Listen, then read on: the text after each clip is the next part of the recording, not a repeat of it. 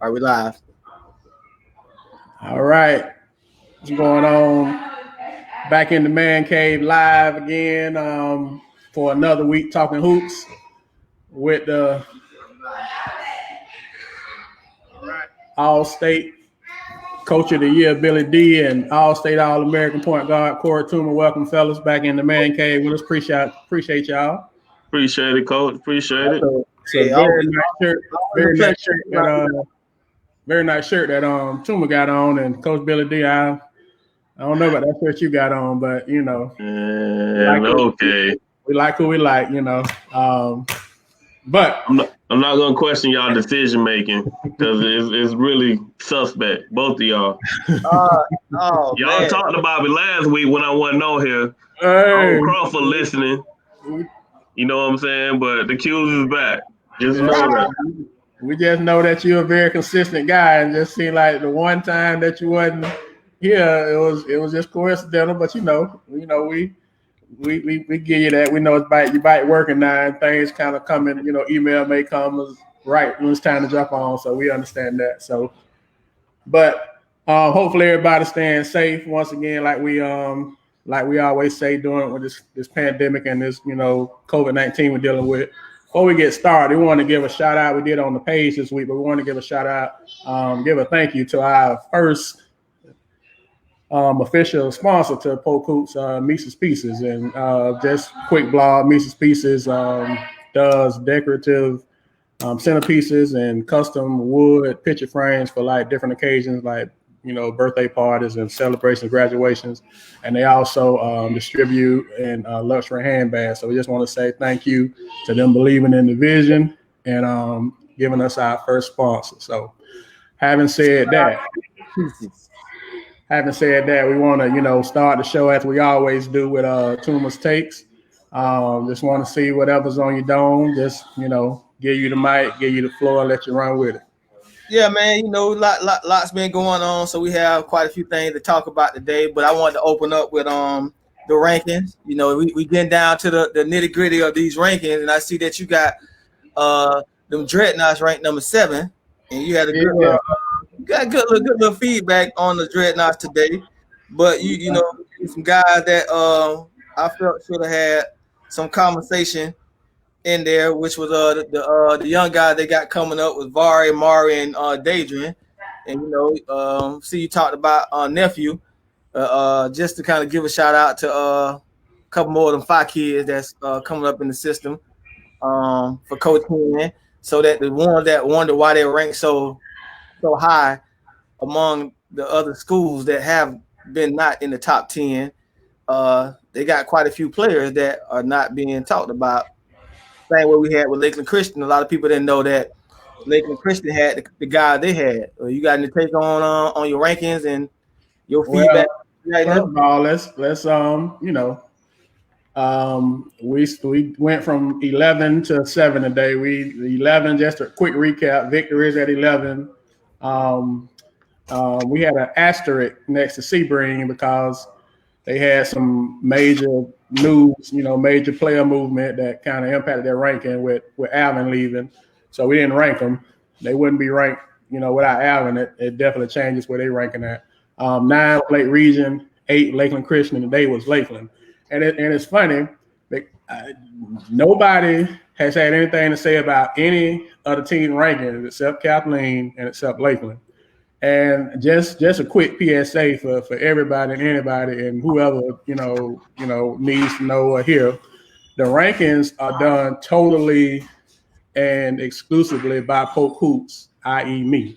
I don't consult with any of the coaches. The coaches see the rankings and the commentary and the words at the same time as everybody does on the page. So I don't know if parents or fans or whatever the case may be think that it's a situation where coaches are giving input. There's no input. And I mean, we'll have 2 coaches on here in a minute that, we can verify that with, but it's just what we looking at as far as what they had and what they have coming back and the potential of potential newcomers. And so when we do the rankings or we mention the names, we're mentioning people and kids that look like on paper they may come in and contribute and be able to help the team. We're not slighting anybody. We're not excluding anybody. We're definitely not doing it on purpose. But one thing that I've learned is if you're gonna list names, if you don't list every name, the one name that you don't is the one that's gonna have something to say. So, and then my thing is if I mention all those kids' names, then the next thing's gonna be, well, he just mentioned all the fire kids, because folks know with the fire. I came from the fire, I started the fire. So then you're damned if you do, you're damned if you don't. But it's always interesting to see the feedback and where it comes from. It was kind of a surprise, but but I just want to make sure it's clear for the last 6 teams that I have not spoken to. The 6 teams that are left are in alphabetical order: Arbondale, Bartow, Hardy, Ridge, Winter Haven, and Santa Fe. I haven't spoken to any of those coaches. You all can text them, you can email them, and you can send them a smoke signal and ask them. I haven't spoken to any one of them. So whatever the words come out, I haven't even spoken to y'all about it. Y'all find out the same time everybody else find out. So it's not even like I was definitely say, Coach, man, you don't even get your co-host an opportunity to even speak on you, what you gonna say. You just put it out, man. And we some nobodies out here. Hey, man, because the thing is, I understand that ability. I understand what it is, man. But what I'm trying to do, Tar Heel fans, we diehard Tar Heel fans. The guy's a Duke fan, so he don't want to hear what the Tar Heel fans got to say.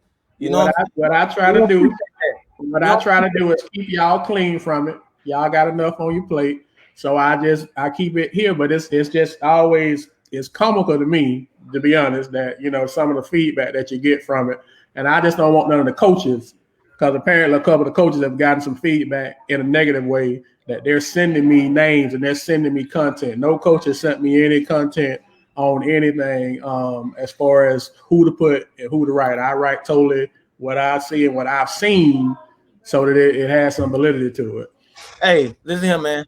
When it comes to them player rankings, me and Coach BD got something to say, man. You ain't gonna just throw them rankings out there and we ain't speaking on it. Now, when the player rankings do come, then, and I guess I have to write something about it, then I will take input and feedback from the co-host, because I respect y'all being basketball guys, and y'all seen the guys. Coach Billy D's rep, so he's seen them probably more than I have at this point. So, but once again, when I put the team rankings out, I said it was based off of what's on paper. We haven't seen anybody play yet, so yeah, the kids, the names that we're given may not even be in that coach plan. So it's not like I've been having interviews with coaches saying, hey, what you thinking, what you looking at. I haven't spoken to any one of the coaches about their rankings. They find out when everybody else does. I just think it's unfortunate that coaches are taking a beating already for something that they haven't even done. I mean, it's one thing if you're in a game and you make a bad decision, or you do something that negatively impacts your team and you lose, but something that you ain't had no control over, you still get beat down over it. I think that's kind of unfair. So if you want to be mad at somebody, you want to hate, you want to have some negativity, bring it to Polk Hoops. I'm okay with it. I got broad shoulders. I've been getting criticism since we started. So one more won't hurt nothing. Yeah. Other than that, man, I think we can kind of get started with the show, man. Just as well as you mentioned the Lakeland Christian, I just want to throw a couple guys out there. No negative intent pointed about it. But if anybody assumed why Lakeland was ranked what it was, in my opinion, I would look at what they have. They have quite a bit on paper compared to the other. If you look at what Lakeland, people saying they lost Trey, which they did. I think Trey big loss. And Pat, he is a big loss, but they lost Trey, and Pat and AJ graduated. But they bringing back the Vez kid, who was probably the second best player they had before he was out, had got into a little issues off the court. They bringing back the Townsend kid, who can shoot it, just like, and probably not as good as Trey, but he can shoot it. So, and then they bring it in the kid to transfer from McKeel, and the kid from Jordan Christian Prep. Not even talking about the kids that I did not mention. They got 4 or 5 guys that played, that was in the rotation last year on that team that they went to the second round of the playoffs. So it's not like they just walked in off the street, And then Lakeland Christian, how many of y'all knew that the Kramer kid averaged 20 a game before yesterday? I didn't. How many of y'all know the other kid averaged 14 the game before yesterday? How many of y'all knew that whole team was coming back in addition to the kid from McKill before yesterday? So all we try to do is provide you with information that you may not have known. So can they compete with the Santa Fe team from this year?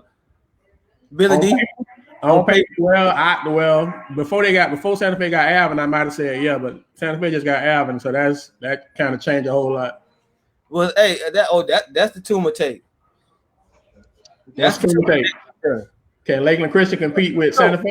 Was Alvin coming from Sebring? Was that a recruit? Was that being recruited? This is my thing. All right. Boy, on the R word, Billy D. Hey, here it come get it to you unloaded, full cut. You know what I'm saying? I wish I had my cheesecake to slice up right here and taste while I'm doing it. I want to know how a kid. Tell me this first of all. Sebring, to come to Lakeland, to go through from Sebring, you got to pass what? To pass Sebring, you got to come. No, you're going to Sebring. You in Sebring. If you're heading toward Lakeland, what city do you have to pass through? Bartow. It's a few. It's a few, but the one you talk about it's a few. So my question to y'all is, this question really for Billy D. So me and Billy D had this talk po. If you're passing Bartow's a state champion. They're the number one team in the state. You don't even knock on Bartow though. What make you go to Santa Fe? You don't even knock on the state champs, Hall of Fame coach, but you're at Santa Fe. What make you choose to ride past Bartow? Don't even go say, man, let me take a look at Bartow High School, but you end up at Santa Fe. Man, from my understanding, you know what I'm saying, it's some history there. I don't understand. What's the history, coach? Alvin played for one family. You know, they practice in Santa Fe gym. Oh, okay. So do we blame it on? So take it out for Blicker's hands. We blame it on one family. Then one family doing the recruiting. I'm not blaming anyone, but you know, it's coincidental that happens. You know what I'm saying? And from my understanding, I think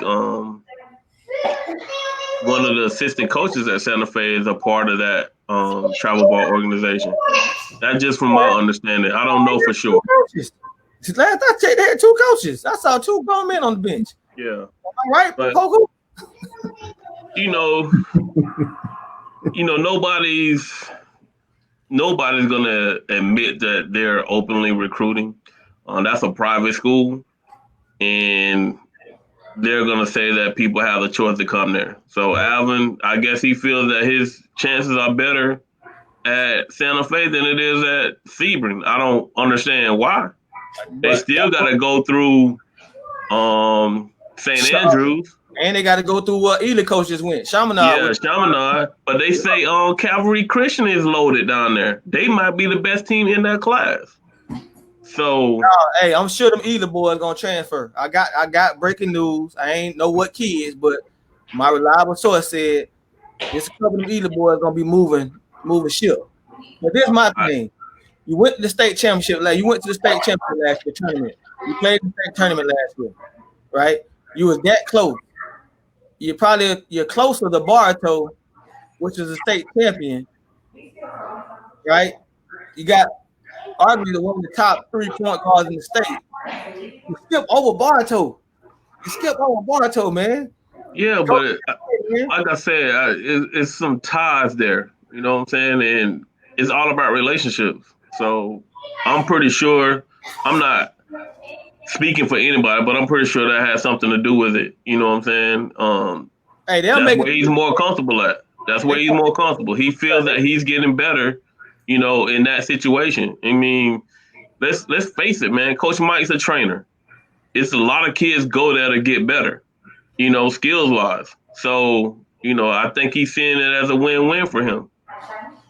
And the thing is, he does. I mean, Coach Blicker is, for people that don't know, he has a legit training, you know, company, he has an LLC and everything. So, and I mean, he coaches at Santa Fe, so he has a facility. So, I mean, if he's training kids and he has a team that plays in there, and then the kid comes to, you know, decides to come play for him, I mean, what can you do? So it's just like with any of us. When you coachability, if Alvin showed up at if the guys department called you and say, "Hey, we just got a 6'6" All-State kid transferred in," I'm not gonna turn them down. You ain't gonna turn him away, So No.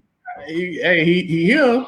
Let's run it. So now you got Santa Fe. So he got to pay that $10,000. Then you talking about Trey. Trey had to pay that $10,000 to go over there. Well, I mean, I don't know the specifics. I don't know the specifics, but I'm pretty sure he got paid. I mean, it's a fee to go there. It's not it's private. They charge. So I want to know if he had to pay them $10,000. Well, I mean, so I wouldn't send my kid there knowing that what type of athlete he is to pay, but that's just me. This is my thing. Like he does. Coach Blicker does great with the training. Much respect to the training thing that he does. He's a good coach. I'm just joking. I'm just having a joking conversation about it, as always. But my thing is, for the atmosphere that I've saw, don't nobody come watch. Look, even with the news we broke. When we broke the news, it was 12 likes and 2 comments. Don't nobody nobody go into the Santa Fe gym to watch some basketball. So the exposure part of it, I mean, he probably got better exposure at Sebring. Ain't nobody going to the gym. You gonna be in the gym with 150 people or night in, night out? Well, I mean, and the thing is, he last year Sebring made it to the Final Four, which a lot of people probably don't know. He was first team All-State. He averaged 20 a game, 11 rebounds. So I think a lot of people may not even know how tough Alvin is because he was at Sebring. But Sebring, in some cases, people can say Sebring lost a lot, but the word is that we haven't gotten it confirmed, which is why we kind of put an asterisk by the ranking is they got some pieces coming in, like some big pieces, like size-wise. So, and if you look at Sebring region, as far as who's in there compared to who now, coach is saying Calvary Christian is good too. So now you got Calvary Christian, Chaminade, Madonna, and St. Andrews all in the same region with Santa Fe. And then you got Lakeland Christian in the district. So it ain't gonna be a cakewalk for Santa Fe. Whoever Coach Blicker put on the marketing team, they need to get started right now. Get some people to come watch that talent they got in the gym because they don't have some talent that ain't nobody coming to watch. As a fan, I would want to come see that. That's basically me. I wouldn't want to play in an empty gym. To get more buzz in the county, that means you're gonna have to play the top county teams. I think he did a great job scheduling Bartow last year. He got Bartow coming to him this year. He played Winter Haven. He played all the county. He played Winter Haven, which was. I was attendance when he played Winter Haven. Was attendance good? Say again? I don't know. I was attendance when he played Winter Haven. Was it good? Oh, I wasn't at that game that night. I went to another game that night. I knew I missed out because it was like one of the games of the year. They went down to the wire, but I think I went to see somebody else play. I forgot who. But I think if he continues on the blueprint that he set, he'll gain that notoriety that you're talking about, Tuma. He just got to keep plugging away. But it's all about scheduling. For one, scheduling is going to be big. You know what I'm saying? And then, like you say, he got to market himself. And I think he does a great job with marketing as far as social media and the flyers that he put out. He does a great job with that. But to get people behind him in the county. They set the bar, too. They've set the bar pretty high because they made it to the regional finals. And he's brought in he got some players coming in now. He got some talent. So I think Lakeland, you just don't hear about. You get the talent there. Last year the talent was amazing. This year, what we're talking about is another great talent. If you don't get to the White House, you making it almost there. You ain't no different from Kathleen or Lakeland or George Jenkins. Get your mask. And that's going to be his challenge, though, Toomer. That's going to be a real challenge for him because he's probably playing in the toughest region in basketball this year. You know what I'm saying? My predictions, I don't care what he got. My predictions is it's down. He ain't going to beat down south. To be honest, it's going to be tough. I'm with you, too. Yeah. It's just too many teams down there. Yep. That region that comes up out of there, it just – it's tough. Like St. Andrews had to go on the road to beat the team that everybody thought was going to come. Remember that the team. I forgot what team they knocked out before that. They went on the road and won that game. It's just tough. Bringing in talent. You just matching the talent. Now it takes more than that to beat them Fort Lauderdale teams. Agree. And then, like you said, you're bringing in all those transfers. They never played together. Yeah. So the chemistry is going to take a little bit to get there. At least with Joe them and Javon and Ray and Antoine, they have been together. So now you got a whole new team. Even though they're talented, you still got to get that chemistry. And hopefully it comes together before the end of January. Yeah, I think he should. I think for him to be great, he need to add on a great coaching staff, assistant coaches and all that, because he's doing a great job, but he can take it to the next level if he had more than 2 coaches. Like I literally the game I went to, I saw 1 coach on the bench. I went to 2 games. I mean, I ain't really follow them the way as much as the hype was, but the game I saw at Polk State and the game I saw when they lost, I mean, we need some coaches over there. That'll be very helpful for him. Agreed. We talked about assistant coaches before and how important they are. So it's important for him to recruit a great staff. And I'll be the first to say this because we can move on from it, but I don't mean to cut you off. And I just keep it clear and clean. Those kids that are coming in, what I would like to see from Santa Fe's basketball team, because they're going to be one of the best 2 or 3 teams in the county.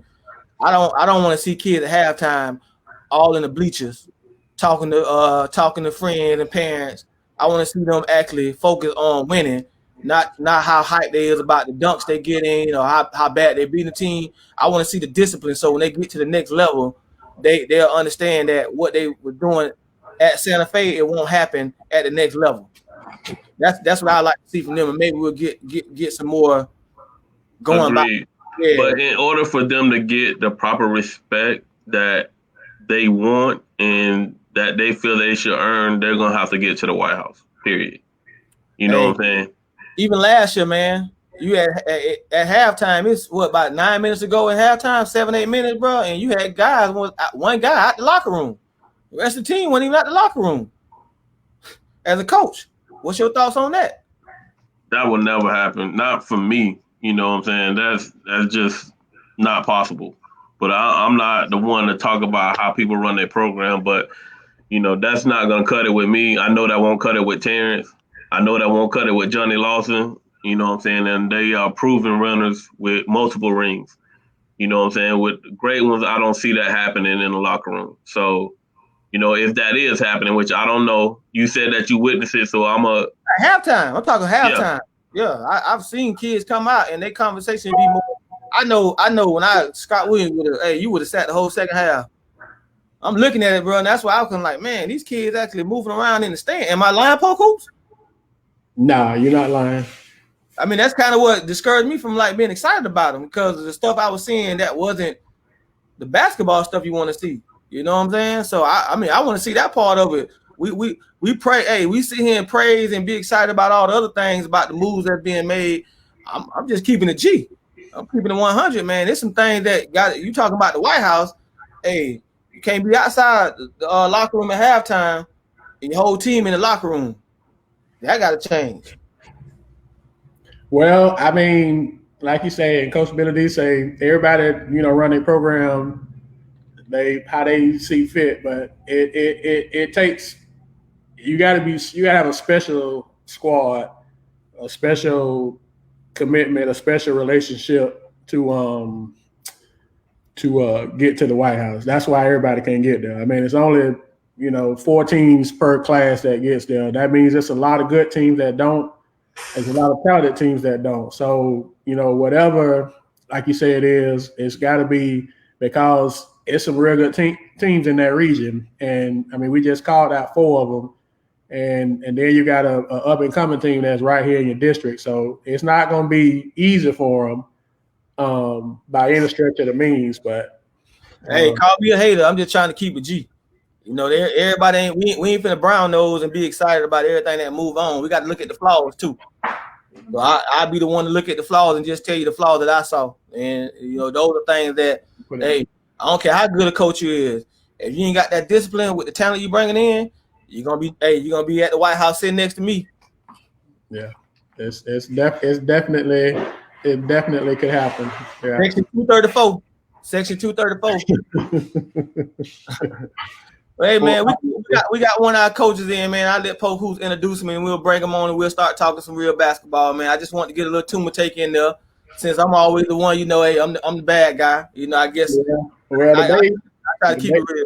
The day it wasn't you. The day it was Polk Hoops, because we wrote one name and then write other names, but hey, I'm sure you'll get an inbox.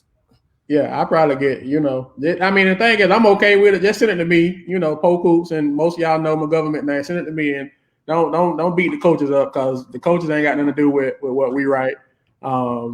We just trying to, once again, spotlight kids. Didn't say nothing negative. You can't say I said nothing negative about a kid. You ain't gonna please tell me the first time you saw me say something negative, because I didn't mention the kid name. Don't mean I said something negative. So you can't say I said nothing negative. I just didn't write all the names. I didn't go down the whole roster and put the whole roster in the write-up, because you can only write so much, But having said that, we got a special guest. We're very privileged and honored to have him on, because this guy not even on social media. So this is a big deal to get a guy that's not on social media to jump on and talk hoops with us. Very, very well respected coach, very well respected guy in the community, and what he's done over the years. And out at George Jenkins, he played at George Jenkins, was a 2-sport star, and now he's went back and he's coaching there. So want to welcome onto the show Coach Marcus Ghent from George Jenkins. Coach Ghent. What's up, fellas? Coach Ghent, what's going on with you, boss? Appreciate you jumping in. Hey, we good, man. I just telling everybody that, it's big to even have you on, but you're not even on social media, so we can pull you in, man. We must be moving in the right direction. So we appreciate you stopping in and chop it up with us for a couple minutes, man. Hey, Coach, I got first question I got to hit you with, Coach. The story's been told around Polk County for almost 20 years now. Okay. A lot of people could have been in the NFL. 6'4" tight end. What made you make that choice to stick with basketball and not take that chance on football? And Coach, before you answer, I know the day when you saw that Kittle got 5 years, $75 million, and then an hour later, Kelsey got 4 years, $57 million, and they both look just like you, but can't do what you do. I know you had to be like, man, I know that jersey looked good on the bike wall, but could have been a whole different situation. That 32 could have been an 82 with the Baltimore Ravens. Man, y'all right, man. First off, man, I want to say, man, I appreciate y'all guys doing this, man. This big time stuff, man. It's real big. I realize you guys could be doing anything else, man. It's big time. But yeah, I think about it all the time, man. All the time. I should have played football. I don't have no regrets though, man, because I had a good basketball career. The thing about me playing basketball, that was my first love, Gotcha. And that's what I felt comfortable with, Didn't realize, I didn't think ahead. I was just thinking about right then, and didn't think, 5 years or 10 years from then.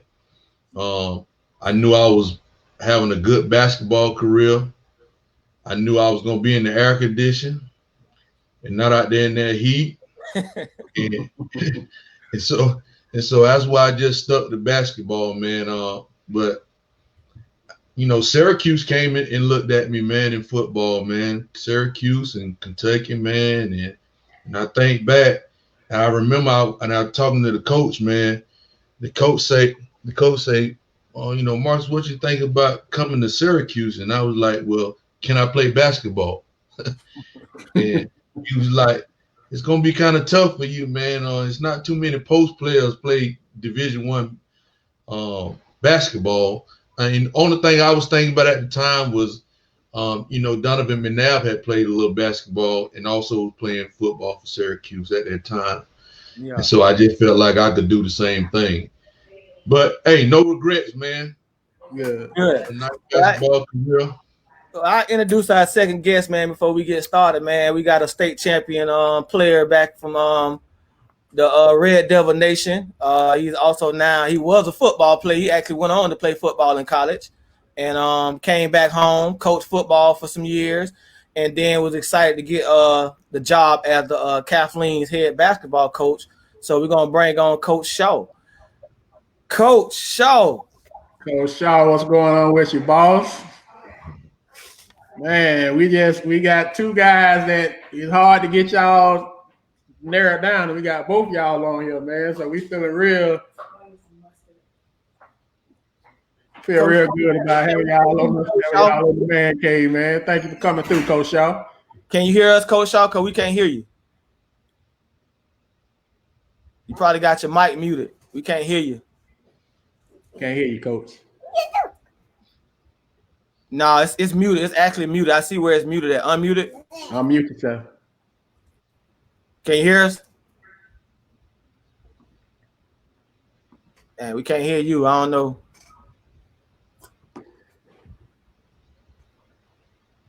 You got something plugged in?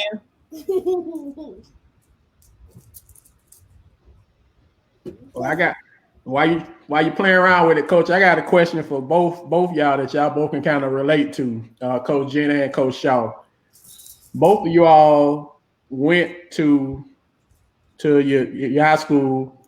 You both were two sports stars, and you both end up coming back to the school that you went to and played at. And Coach Billy Deacon kind of relate to this too, because he came back and coached at the same school too. How has that been? How, pressure wise, pride, just the whole ball of wax. The interest in it. How has that been going back to the place that built you essentially? Well, for me, man, it's a lot different from back in '99, man. Kids are different. A lot has changed, man. I'm a hard work over talent guy, and I just feel like most kids don't want to work as hard as we did. And Kathleen was one of our rivalries, man. And the one thing that I wanted to do, and me and Shaw met at the big house about a couple weeks ago, and we talked about this, man. And this how competitive we was, man. I was a sophomore, and we played them. That was the year they won the state, and it was standing room only at Kathleen, standing room only. That's when they had him and Alvin Jones, BB Walden, and it was, man, the atmosphere was nice, man. We lost to those guys 60-62. Oh wow! Hell of a game, man. How many you gave him, Coach? How many you gave him? About 40? I gave him 27, man. Gave him 27-15, man. It was a hell of a game, man. And right now to this day, man, that it still bothers me, man, because they were the state champs. They won the title, and it kind of goes back to now, man. You know how they say what goes around comes around. As me coaching, I'm coaching these guys, man, and as you know, I had a Darius, Lee, and Marvin. Had those guys all 4 years, man, and I used to preach to them about this, man. Preach to them all the time about just working hard. It don't matter who's out there on the court. They put they clothes on just like you do. Just go out there and compete, man, no matter what. And we played Bartow this year, which was the state championships. And as you guys, I don't know if you guys were at the game, but we lost to them by 2 points. We lost to them guys, guys by 2 points, man. Was it a block or a charge, Coach?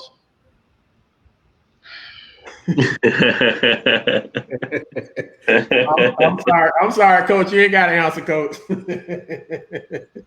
It might have been a block, man. Oh man, I'm sorry, Coach. You go ahead, man. I threw you off on that one. I ain't mean it was just hanging out there. Tough, man. That was a tough one. Yeah, all you can do is ask those guys to go out there and compete, man. That's all you can do. And you do a good job. Back on yet? Huh? I was asking, still ain't got you. If you got something plugged in, you might want to try to turn your volume up, but unplug if you got something plugged in. AJ there, man. AJ. The kids know more about technology. Hey, get AJ to help you out. He ain't know.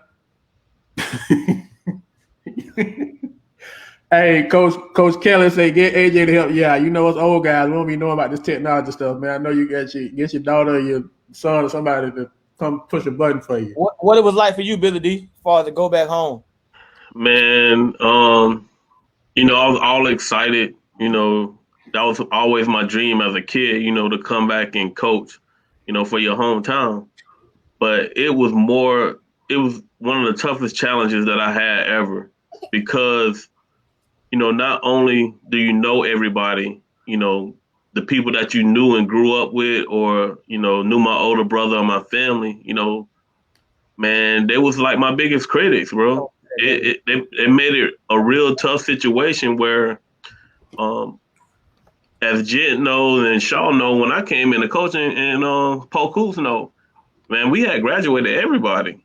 I had one kid that had played varsity basketball. I was starting from scratch when I came into Lake Wells. But the expectations at Lake Wells are so high, they don't care nothing about that. So, the first 2 years, we was mediocre. I took a beating in the community for that, but they just didn't know how hard we was working behind the scenes in order to get those kids better.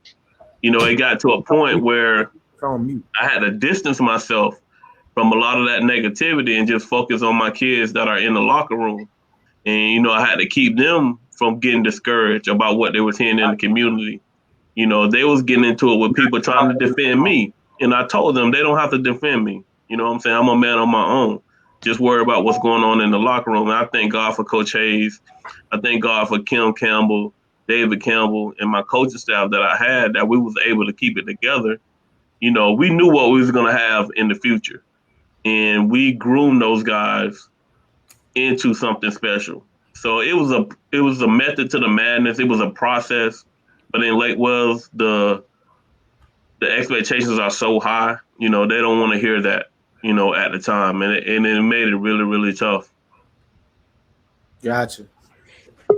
We'll ask Coach Shaw a question when he come back in, and give him a chance to answer it. Let's see if I told him to go to his cell phone. You got me better now? Hey, hey, hey, welcome to Polk Podcast, man. Hey, did you hear the question, Coach?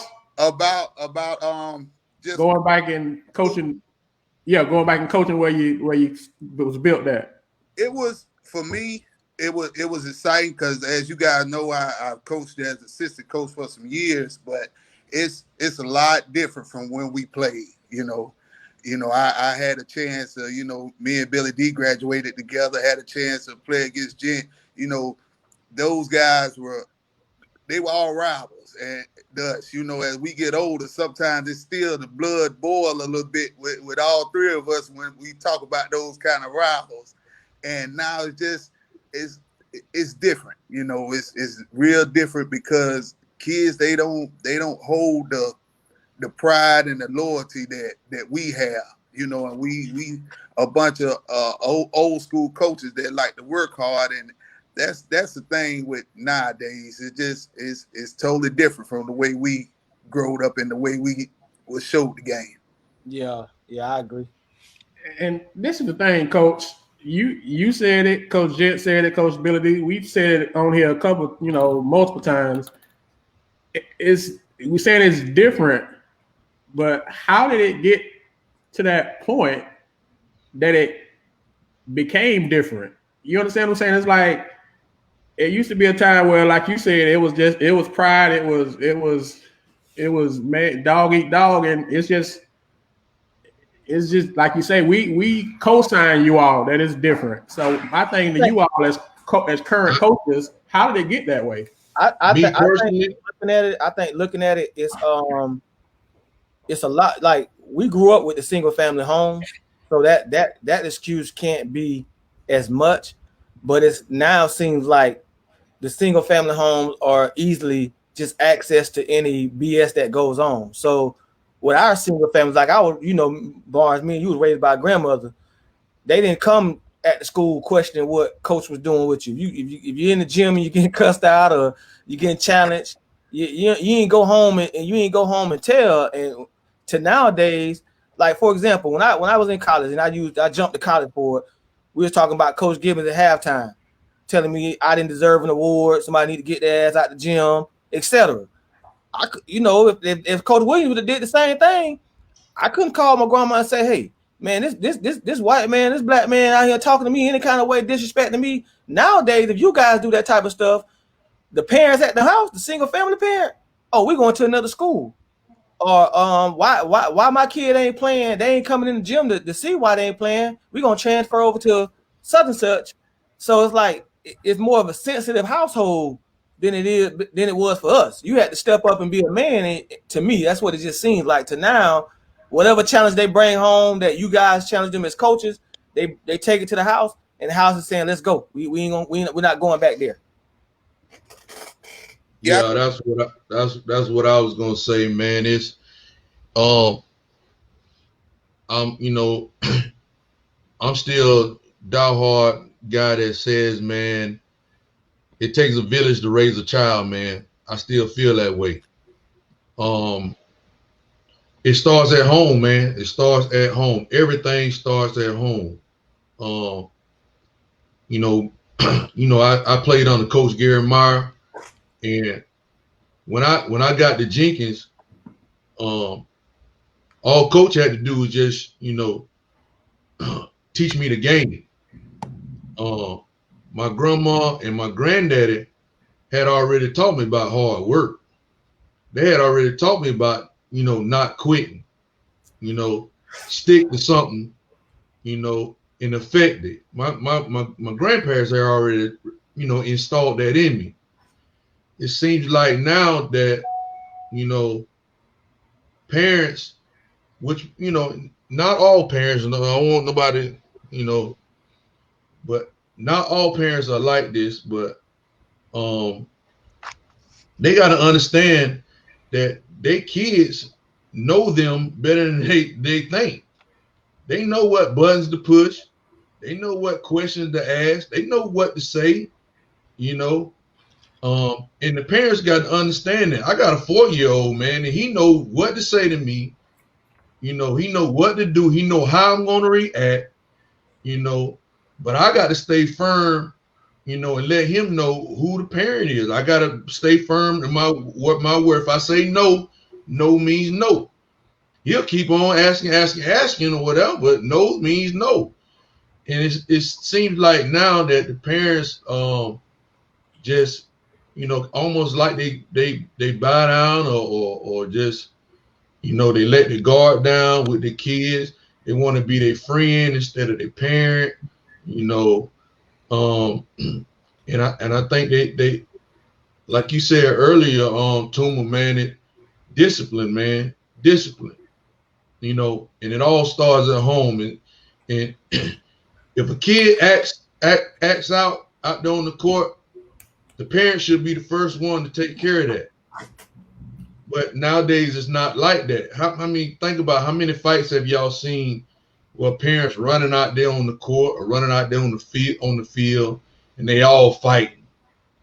And the kids see this stuff. The kids see this stuff, and so they act off of that. They feed off of that. And so I think parents, us, even me, we gotta lead by example a little bit more. We gotta take a step back and see what's really going on, and be realistic with our kids, and because they for some reason they think it's green on the other side, and it's not always that case. Okay. Coach Shaw? Yeah, I think it starts at the house. Back off what Jen said, it definitely starts at the house with your morals and your standards. I got that instilled in me. I'm the oldest of 9 kids in the house, so for me, it was always do what you're supposed to do. I don't have time to get off the job and come see what a coach talking about. The coach telling you not to do this and you do it anyway. That's on you. That ain't on the coach. And it also boils down to this social media stuff can be helpful and it also could be a curse too at the same time. Yeah. Because you got kids that make one good move and get on YouTube and get a few likes and they really think they know the game and don't have a clue on how to really approach the game and play the game the way the game is supposed to be played. And then you go to doing that stuff with that social media stuff and it carries over to, okay, my baby is a star. The parents go to believe in that. My baby got this many likes on social media, and then it turns around. Well, your baby don't really know the game like you think he know the game, and you face that battle, and within that battle, then it turns to, okay, well, I'll take my child somewhere else. And when you want to take your child somewhere else, that might not be the best situation. Teach your child some more, stick it out. Stay grinding in what you're doing, and not only just with basketball. I just think you're gonna be successful in life if you're teaching them that. Teaching them to quit all the time and run out on stuff. That just not, to me. That just not teaching your child to be successful. Polk Hoops, Billy D. Well, Coach, just to kind of piggyback on that for you and Jen both of you guys, neither one of you guys are real big social media guys. And so both of you all know or didn't know, I guess, for a while last year, kind of piggyback on what y'all saying right now, that I was the one, I'm Polk Hoops. I was the one doing Polk Hoops. And I know that you all were getting a lot of negative reports, I guess, about the page and about what we was reporting from folks that were parents, friends, whatever the case may be.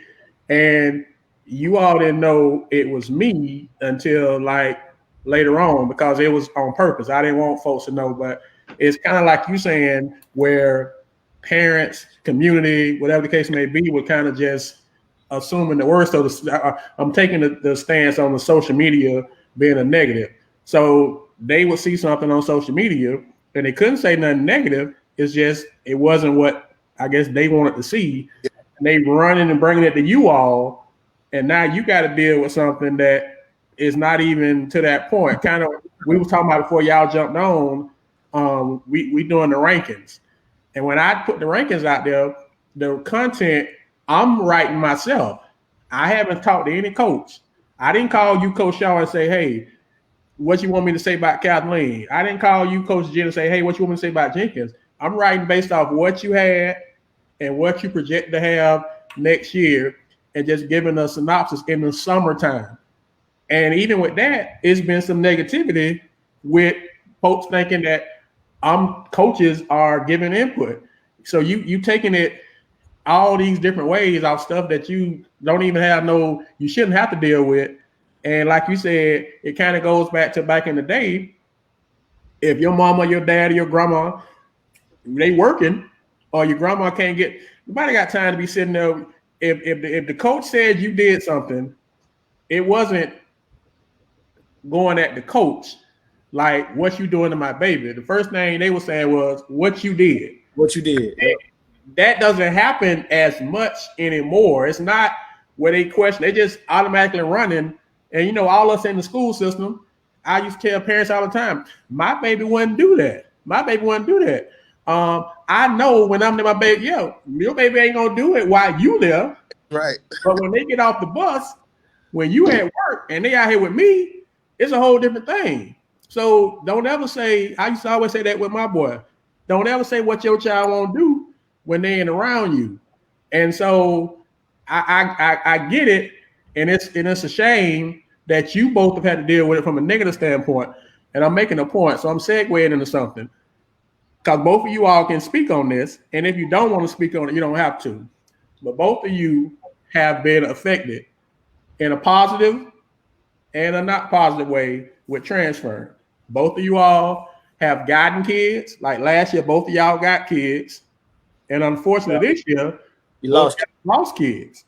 So what is y'all thought process? Because you all can speak on it very, very Before they speak on it, Coach, I want Billy D got to fall back off of you to see what he had to say about it.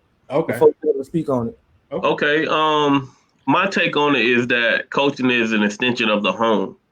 The thing is that we have noticed things have changed, right? But we're assuming that they are getting taught these things at home. I don't think we can assume anymore that they're being taught these things. And you're going to have to start at square one. I applaud you guys. I know where you come from. I know what area you come from. Continue to create the culture in your program that you would for your own child.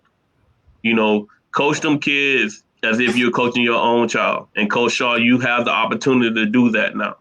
You can't treat AJ different than any of those other kids. All of those are your kids.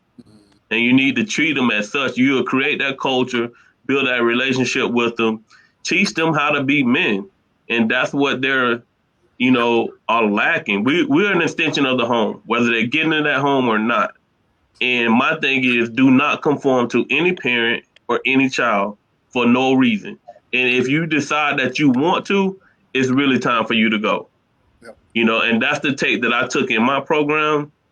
I'm sorry. When I was coaching, I ain't even discuss playing time or anything with parents. We can discuss grades, how we can get them in college, anything like that. I told everybody, this is a public school program.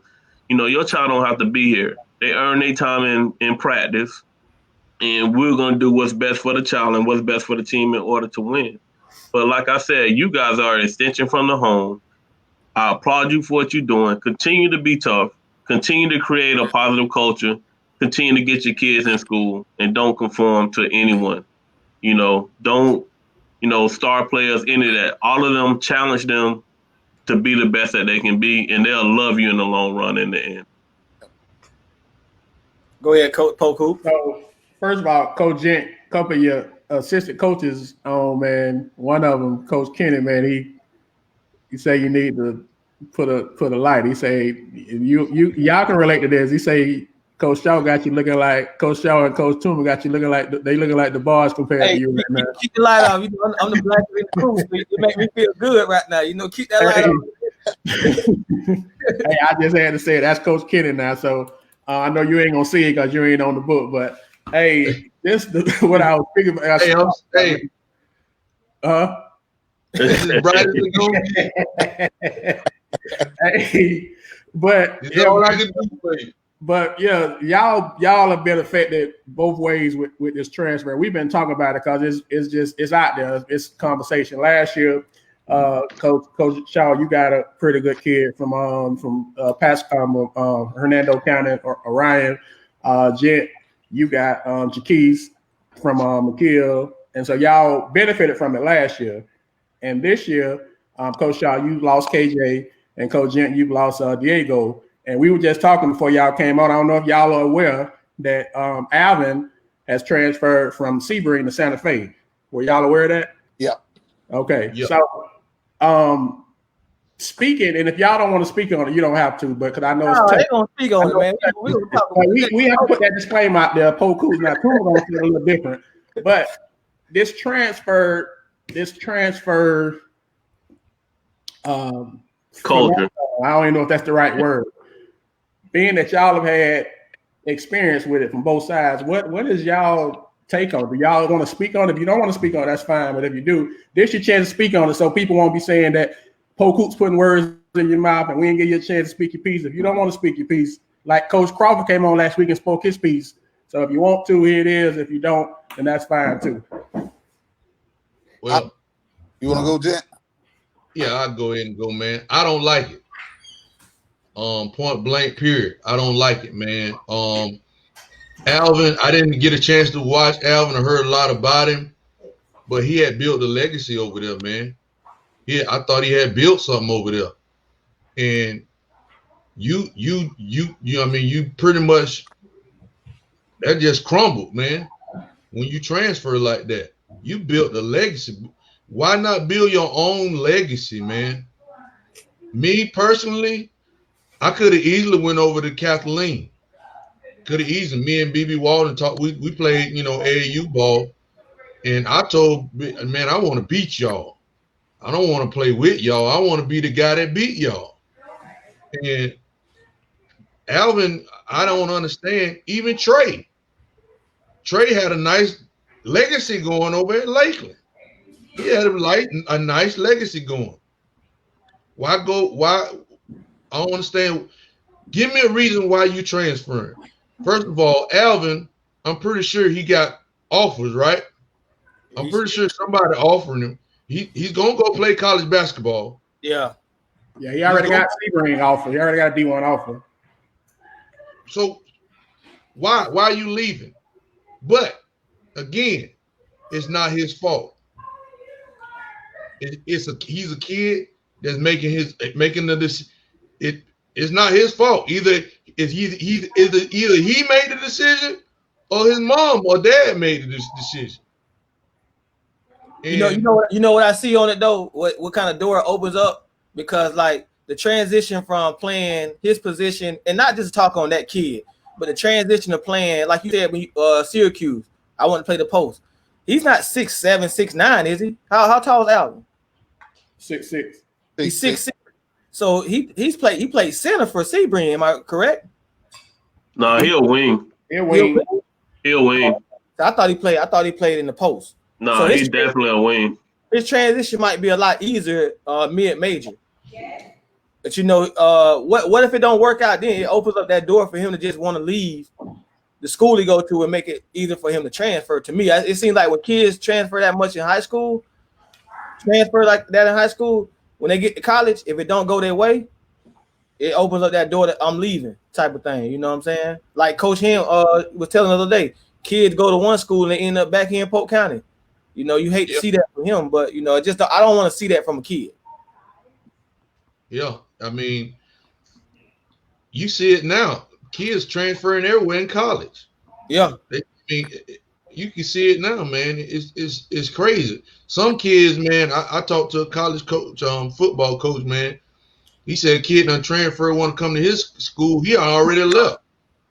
He done already left the school, and it's not for certain that he's gonna be able to transfer into his school. I mean, you gotta set boundaries, man. I mean, you gotta loyalty, man. I mean, discipline. You just can't just keep running away from things, man. Unless you just literally just being mistreated, So what you're saying that, I mean, how did you feel about the kid that before we get to Shaw with the question? I mean, you took in Keith last year. What was the situation and why he came over from McKeel? Yeah. Let me tell you something. Keith out. We wasn't his first choice. No. Oh, so I didn't know that. No. Who was his first choice? His first. Let me to speak on Jenkins, man. He was a senior. And he was getting a younger coach coming into McKeel. His coach that was coaching the previous year decided to take a step back for a year or so, whatever. So Jenkins decided to go to Santa Fe. Oh, wow. Yeah, he tried to go to Santa Fe, and then something happened where the coach that was there, I guess he might have said something to somebody up higher. I don't know. Oh, he got a call on recruiting probably. Yeah. Okay. You couldn't do it last year. See, I didn't know that. I just didn't want you to answer a question saying you didn't like it, and then you had the situation where you had a kid come in. So that's why I asked you that. Not just. I'm not going to deny any kid that want to come in. I'm not going to deny it. I'm going to take it and try to coach you the best way I can. But yeah, but Jenkins, George Jenkins wasn't his first choice. Gotcha. Coach Shaw, what are your thoughts on you like we said last year? You had 2 studs come in, and one ended up being a senior you lost, and then you got the breaking news like all of us. You got the breaking news on Polk Who's podcast. We didn't even know we was gonna get that type of news. Yeah, I mean, me personally, it's just my personal opinion. I ain't a big fan of the transferring thing. Have I benefit from it before? Yes, but I've been on the other end of it as well. I thought she had one. But my big thing was, with the leaving, the going somewhere. Why would you go somewhere else when you got everything you need right then and there? Like we talked about the Tumlin kid. The kid was he's legit. He's the real deal. He's the real deal. And and for him to go over there, I was kind of shocked. I was definitely kind of shocked. And I know it's gonna be brought up, so I'm gonna bring it up myself. Who cares? Anything with Parker. It was a shock to me too. But at the end of the day, who does it fall back on? You know what I'm saying? Is it the kid? Is it the parent? Is it a different situation? Because it's certain different situations that went on. Like with the big kid, I got Oren. Kid ended up falling in my lap, and me and Jet talked about this over the summer. I didn't know who the kid was. Yeah. You see what I'm saying? And you think I'm finna turn him down? Hell no. So you can't. So basically, you can't be mad at the coaches. It's probably the kid in the household that you kind of look at and be like, dang, like it could have been handled a lot better. Because as a coach, whoever gonna come to you, you're gonna take in. You're not gonna. I always sit by this motto too. When it comes to kids and parents, if that's the best decision for you and your child, if that's how you feel, I'm all for it. I ain't gonna hold you back. Ain't no grudge against the kid or nothing like that. But that's what you got, because I'm a father myself. And sometimes we do make them mistakes as a parent. We do make them mistakes. But at the same time, it also goes back to what we started from the jump, your morals and what you got going on in the household. Yeah, it's kind of the situation with the Sebring, because Sebring is a small town. You know what I'm saying? So that's like me being in Mount Dora and I transfer to Eustis or Leesburg my senior year when you know what I'm saying? That's kind of like building your legacy thing. What Jet was saying, it is kind of hard to see a kid that you grew up in this small town. You were like the star. Everybody well respected. You just took your team to state, and then bam, that happens. I was on again. Everybody know my little cousin Bradley. I brought him down all the way from Mount Dora to come play at Kathleen, but the transfer was for all the positive reasons. You know what I'm saying? It wasn't working out. It wasn't working out in Mount Dora with him and the coach. He had just hurt his he had just tore his knee up. The proper training was down here that he couldn't get there. So I had to move. I had to step up as a big cousin and bring him in and become a father to him. So that reason I had to do it. You know what I'm saying? But it's just crazy to see how much it's happening now. Jen said it with Trey. I mean, I had just spoke to him that Sunday, and he was on the high note. This kid was legit. He was ready to open the floodgates. You get when the ball roll out. If it's a half court, you need to take a shot. Take that shot.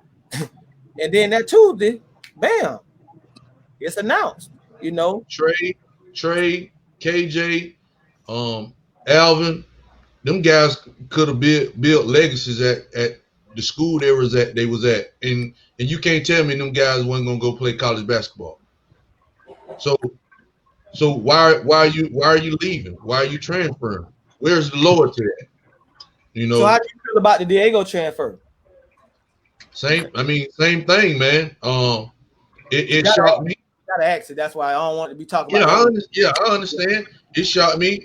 He ain't the first one that left. I don't know. You guys remember Justin Serrano? He left as well. Remember Serrano went to Bartow. Yeah. I remember that. And that ended up not being a good move for him. Hey, I mean, look at after the fact, because he would have got 40 games for you. you know, he was a junior and he averaged like 17 and a half for me. He went to Bartow and averaged 7. So that's my thing too. Looking at the Diego situation, because we open, we talk to E. You know, we all family, we all good friends, whatever. Diego got the Division II offer. He gets that same Division II offer at Jenkins. Yeah. If anybody that's on this panel right now talking don't feel like he gets that. I had already talked to Lincoln Memorial. Yeah. I had already talked to Jimmy. I had already talked to him. Yeah. So I guess he thought something was better. I mean, Coach E coached him over the summer. You know, ain't no hard feelings. That you think it's green on the other side, then go ahead and go see how green it is. But he could have, like I said, he was building a legacy right here at GJ. I was listening to Crawford last week, and Crawford was talking about, you know, doing Hall of Famers and stuff. So here I am. I got a Darius Lee, which I had all 4 years. See, if Darius can come, you know, 20, 30 years from now, Darius can become a Hall of Famer at GJ. Yeah. Because we hadn't won a district championship since 2000. You know, and he led us to a district championship. Yeah, 19, 20 years. That's big. That was big. Yeah. How many years was Diego at Cal? How many years was Diego at Jenkins before then? 3. 3 years. So he goes into that same boat as, you know. Yeah. Now you lose that. See, that's what a lot of kids don't get. You're only gonna get remembered. Once again, like you said, they're kids. I have a different point of view, and I won't put y'all on blast on how I feel about those things, because that's a little bit too. But like you said, they're kids. So as kids and parents, they're gonna make those decisions. But what about the legacy? You know, I go home to Mount Dora now. I walk in the gym. My jersey, you the man. My jersey's still in there. It's the only jersey. You know what I'm saying? My daughter gonna get to know that these kids leaving now, they got transferred. What high school you finished? What was you like? I transferred. You know, you don't get remembered at a school. That's important, man. They're not building a legacy for all the hard work they put in the years before. And you really don't get, I mean, you know, for us, we don't know why most of the kids leave, but that right there is a big piece, I think, to any kid that should think about when they're transferring. What type of legacy you trying to build? You know, I approach that situation and preach that to my girls on the step team, and year in, year out, we have girls quit. And quitting at that level is just like transferring, because you're losing them when they're young. You're losing them. So the legacy part is huge, man. And you just hate to see that these kids won't get to build that's put in the time, like a Diego, for 3 years. Now his senior year. He go win state of Auburndale. He's still, I mean, is he gonna get retired, or he's gonna be remembered the way he could have been at Jenkins? So that's a good point, man. Well, you know, the thing is, we talking about legacy, Coach Gent, Coach Shaw, Coach Schumer, Billy D, because legacy, I guess, is important to us. Yeah. Said how we came up. It was a pride thing, and not saying it's not a pride thing anymore, but I don't think that legacy is important to these kids. Like you say, you can walk in Mount Dora forever. Your jersey there. Jet can walk in Jenkins forever. His jersey gonna always be there. Shaw sitting on the wall, state championship. That's never gonna change. That's important to you all then and now. So it's not as important to these kids. It's more important. Some people in the chat is asking, like, it's more important. One guy said they think they got a better chance to win a state championship. Coach Austin from Lake Gibson said that they think they're going to play with kids that are better. It's different reasons now. Like y'all both said, you're not going to turn a kid away. Like when Jaquez showed up, Coach Gent, you're not going to say, hey, you can't come play. Or when Orion came, you're not going to say you didn't go and actively seek him out, but you're not going to turn him away. And so how they get there is a lot different. But it's always interesting to see how they got in the quote unquote transfer portal in the first place. So the transfer portal has always been there. Let's all keep that. That's been a common thing. It's become a bigger trend in Polk County now. But do you think these kids now, because of social media and because of what's going on in the NBA, is why they're doing it? Well, I think they've seen it. It ain't too many losers out there. There's more followers. I don't want to say it's the LeBron effect, but because I know it's a lot of LeBron. See Coach Billy D laughing because he's a LeBron guy. But no, I'm not. Oh, it's been seen. It hadn't been seen because back then when Ghent, Shaw, when we was playing Billy D, that wasn't happening. So you do kind of what you see, and so you see people lining up to be even like. And we talked about this for a quick minute last week, but he got lost in the back. Coach Sharp, y'all know that Dewberry left Avon Park, and now he over at Bartow also. Yeah, now Dewberry and Walt apparently good friends, grew up and together. Billy D, you know more about this because you know that's Lake Wells area, but now they want to play together.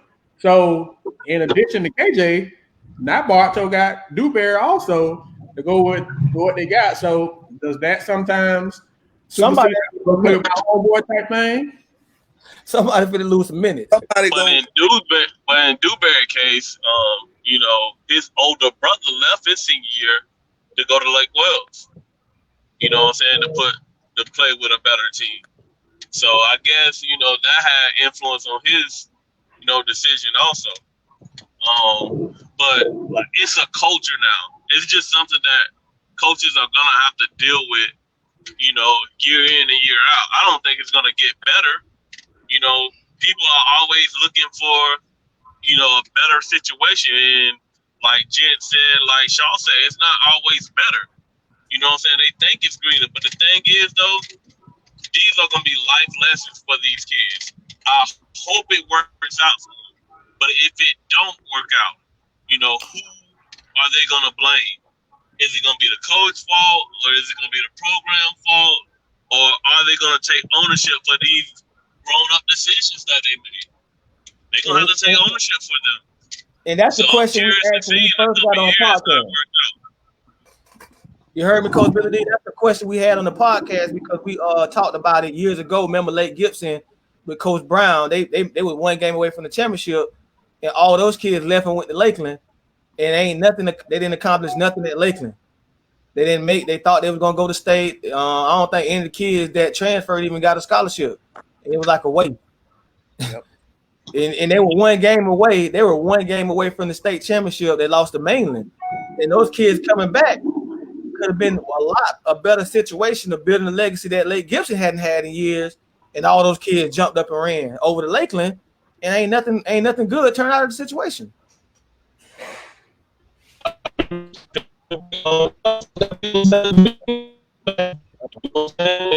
Like, I'm selling this good spring water to you, and I just got it out the tap.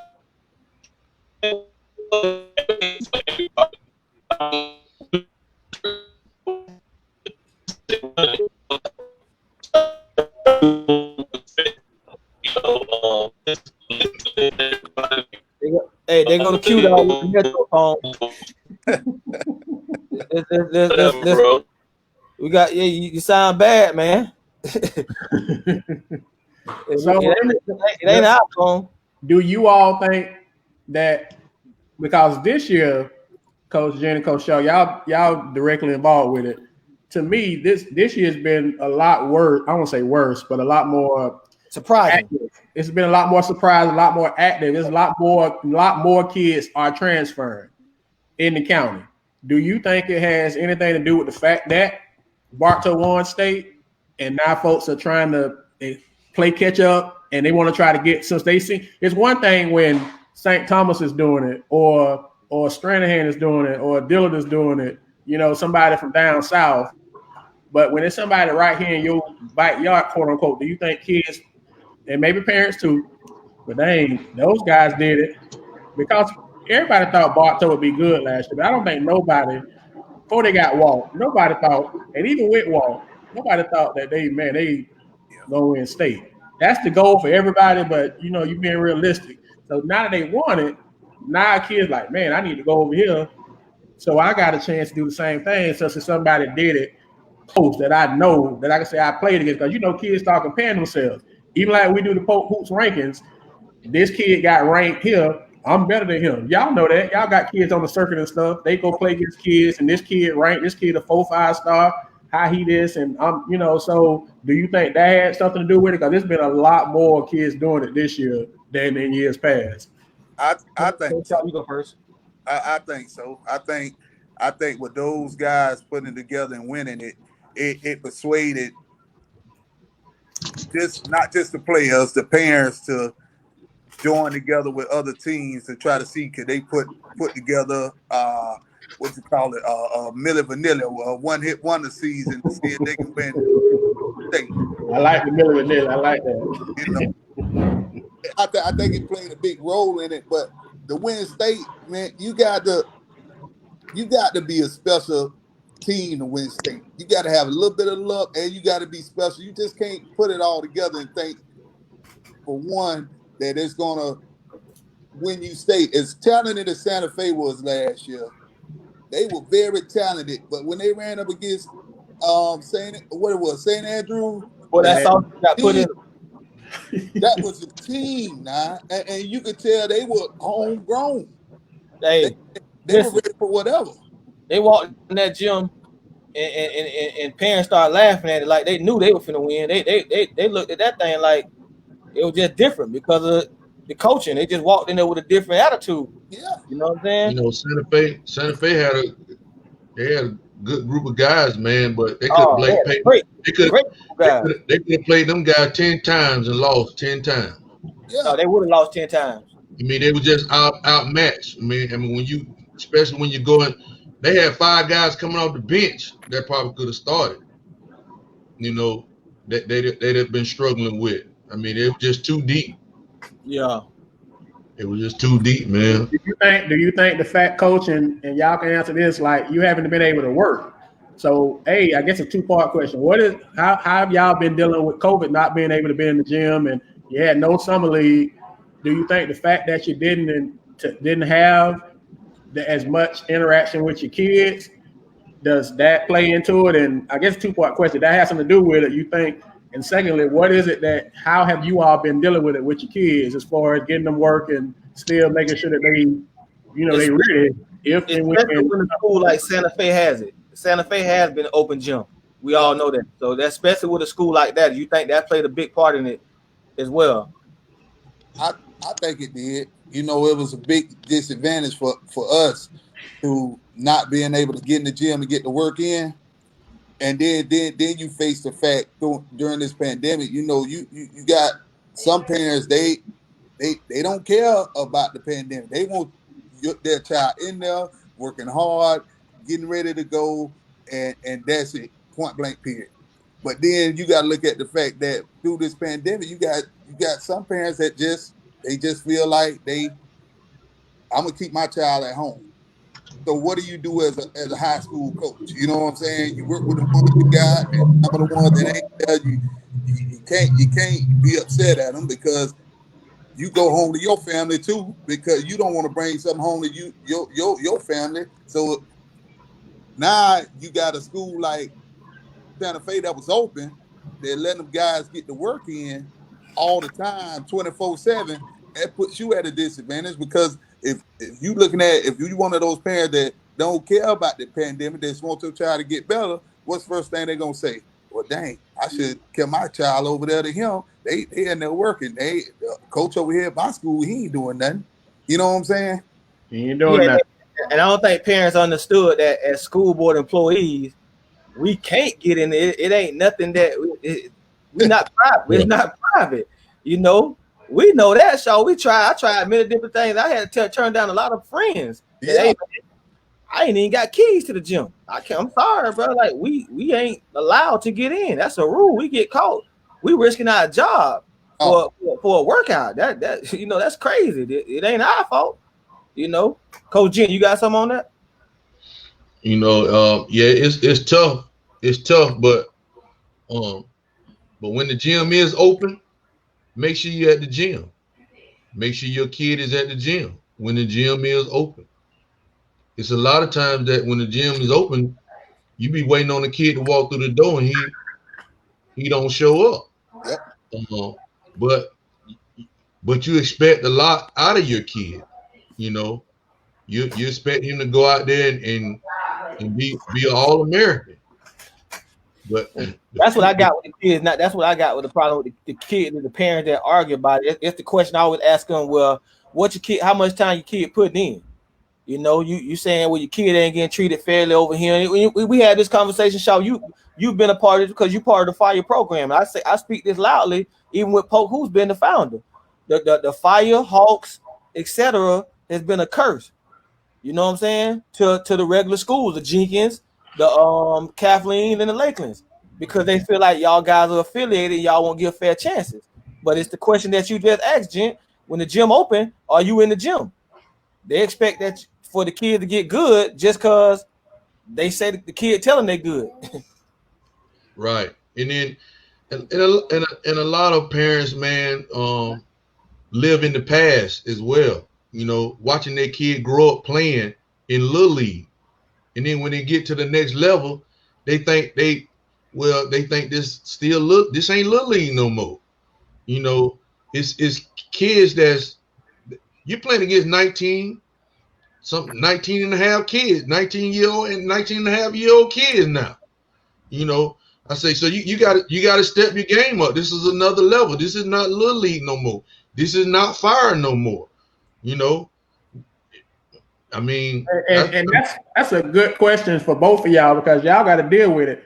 How is that? And Shaw, you a little more personal with it, but AAU, YBOA, all these different affiliations, you all have to deal with the kids coming in that have played this travel ball, played these organizations, and how they do things is totally different than how y'all do things. And then, let me ask you this question. Don't mean to cut you off. How many days a week do AAU practice? 2, maybe. We going every day. When basketball season, we're going every day. All right. So we expect you guys to be there every day. Be in the gym every day and putting in work. It's funny that you say that, Polk, because I've had parents and their kids come to me about the AAU stats and how they won this trophy, that trophy, and this and that, and you know how I am. Sometimes it roll off the tip of my tongue, and I'm like, I don't care nothing about that. What you gonna do when you get here? Because this high school, you can go to and you can go to tournaments here and win your little trophy here and there, and thinking that you just that good. But if you ain't here to put in the work and grind like everybody else, and I know you guys can contest to this, we don't care about the AAU trophies and all that stuff, man. And we talked about this earlier, Coach Shaw and Coach Gent, just to be open about it. I asked Billy D this question. AAU is dead right now. You know what I'm saying? In the competition that they're competing against at that level, your stats look good, but them ain't the same stats you're going up against when you step on the varsity level as a freshman with some guys that's 19 years old that you've been playing with the 15-year-olds. AAU is not the same. The shoe circuits have taken over, and if you're not playing on that level, putting them stats up, you can't come to me as a coach, as a player, telling me, or as a parent, hey, I average 19. You average 19 on a Nike circuit? Get in this gym. We need you in this gym. Yeah. You have 19 on YBOA?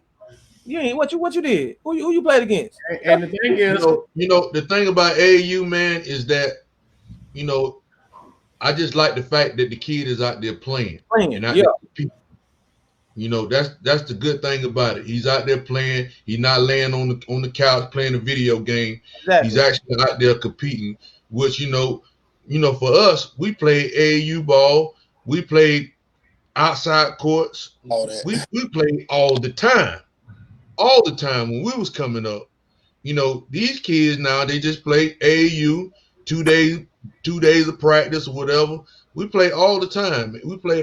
But just the fact, like I have some kid that play AAU ball and they can't make it to practice or whatever. But I say that okay, that's fine. Just long as you playing, long as you out there on the court, out there competing and you playing, I'm good with that. I have no problem with that. But if you out there, if you at the house sitting on the couch, best believe it's gonna show when it's time to play. It's gonna show.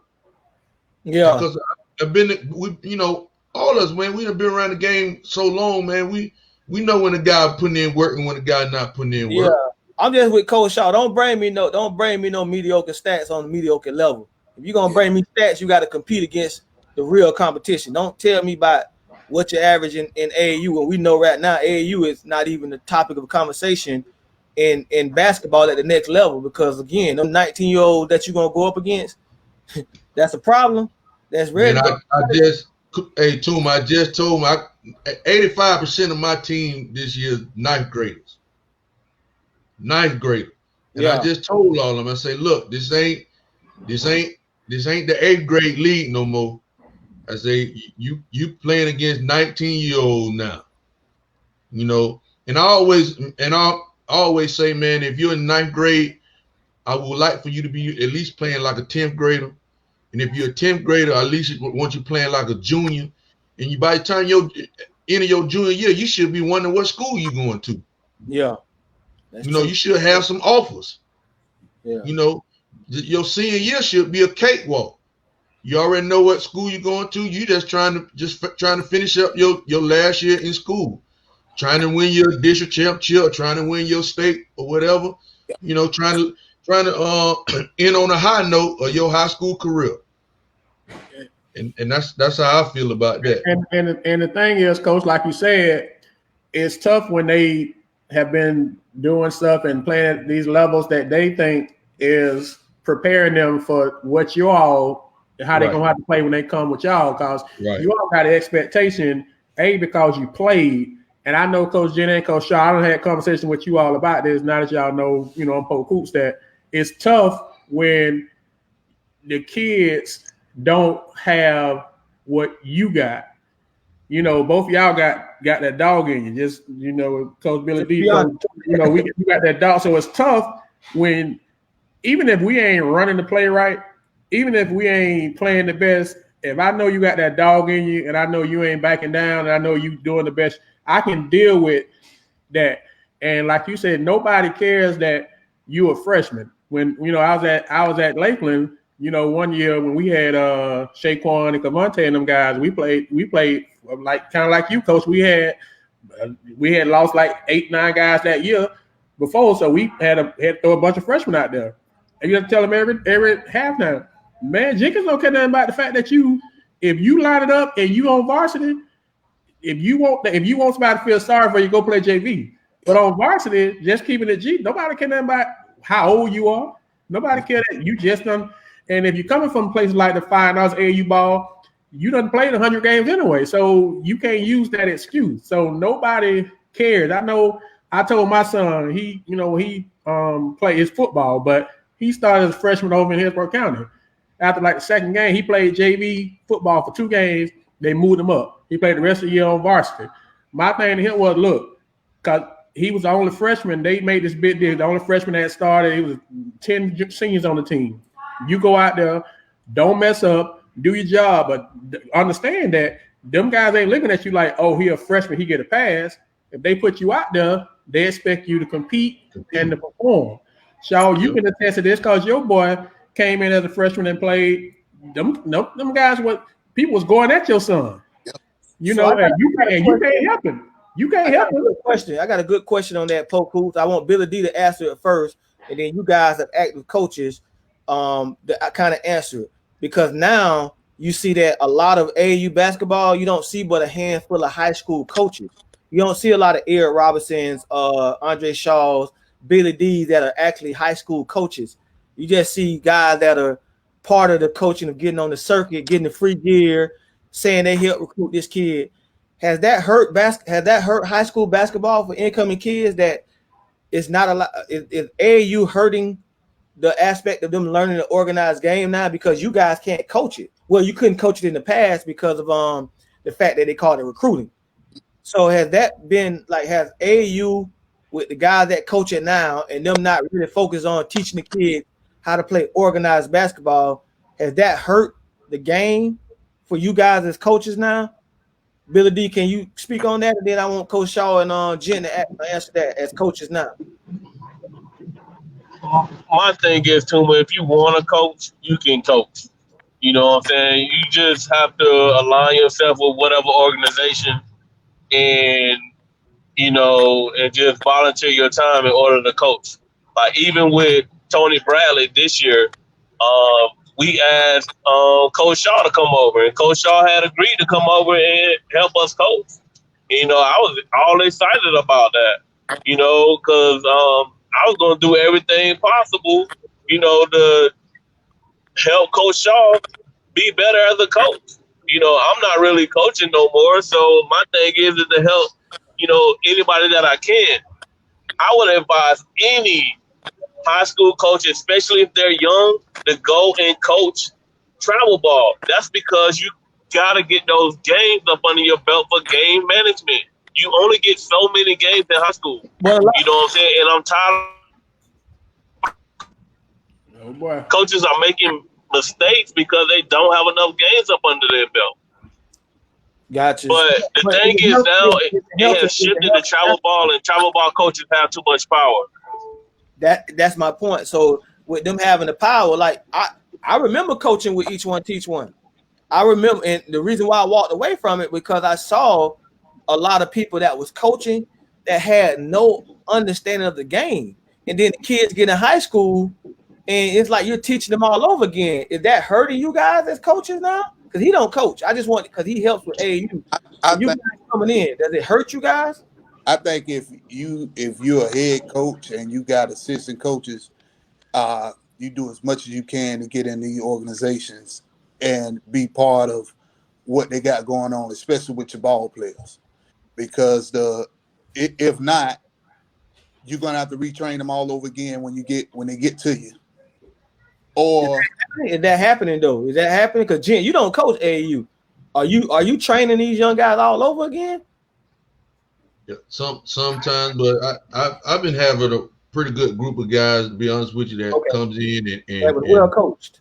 Yeah, they're not doing too bad. You got to make some adjustments here and there. Yeah. But I've been fortunate enough to have some guys that's been playing, a while. That's that know the game.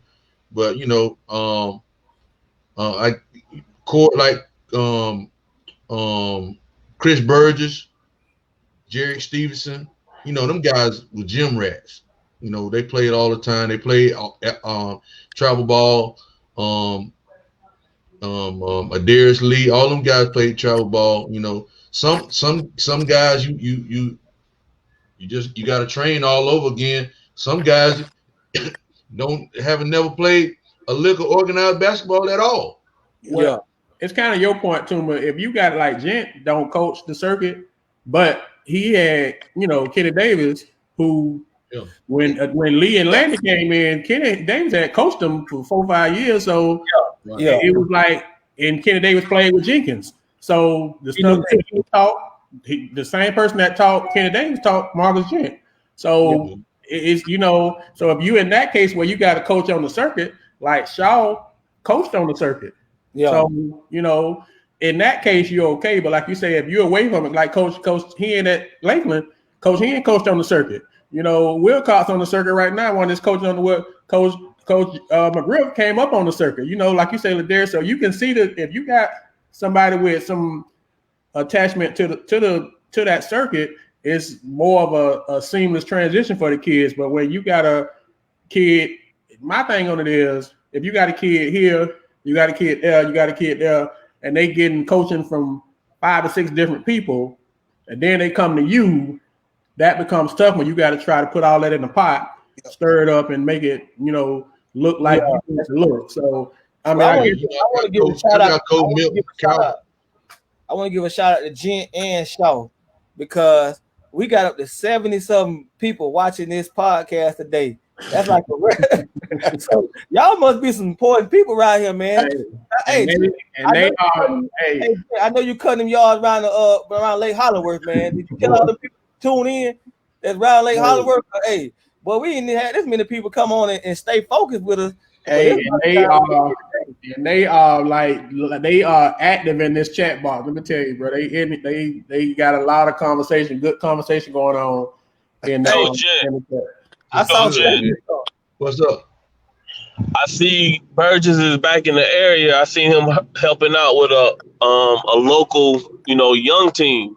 Would you be reaching out to him to get him on your staff? I think he'll be a great addition to be a George Jenkins product. I think is he the all-time leading scorer there? Jet froze up a second. Oh boy. So what'd you say now? What'd you say, Billy? I was wondering, would you be reaching out to Burgess to come on your staff? Yeah, I chit chat with Burgess, man. Burgess, he got a lot going on. He work at the bank. He does a little bit of training too. I always told him, man, the doors are open whenever he had wanted to come. I ain't putting no pressure on him. Whenever he wanted to come in, doors Coach, open. we got that question for you too, because there's a lot of Kathleen alumni around here, man. And I know your staff. Your biggest headache with your staff is they always say you got a father-son staff. Yeah. Have you ever reached out to some of these younger guys that are around, or like what's your take on Yeah, that to make your staff better? Younger guys, but I'm gonna go ahead and tell you, since we on the podcast, I reached out to my old coach, and he's gonna be able to help me out this year. Coach Jones? Oh, okay. Hey, that's a big pickup. It's a big pickup. Hey, I want to give y'all both a chance because we did rankings last week and we ranked both of y'all. And we spoke on the projected or the potential of your team based off of what we know you had last year. Obviously, we don't know everything you got going on. So if you want to speak on it, if you all want to speak on your team, how you feel about it. If you don't want to speak, because we know around in Polk County, everybody kind of be like real close to the vest. They don't always want to spill their secrets, I guess. But if you all want to speak on your team and what you feel like you got coming back and what, just for the sake of Jenkins Nation and the Red Devil Nation. Because y'all was ranked, what they were ranked? 13 and 12. Y'all, hey, listen, y'all were ranked 13 and 12, right? And y'all my homeboy, y'all a text away.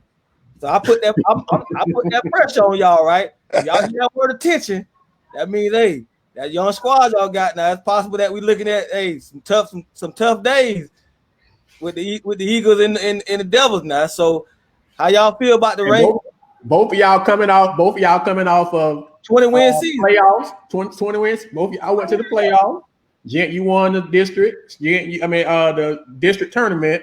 Shaw, you won the regular season district. You won the number one seed. So both of y'all coming off of very successful seasons last year. It didn't end how y'all wanted to, but y'all both had real good seasons. And so now y'all both lost a lot. So how do you feel about your teams you want to speak on? When you get past the attention.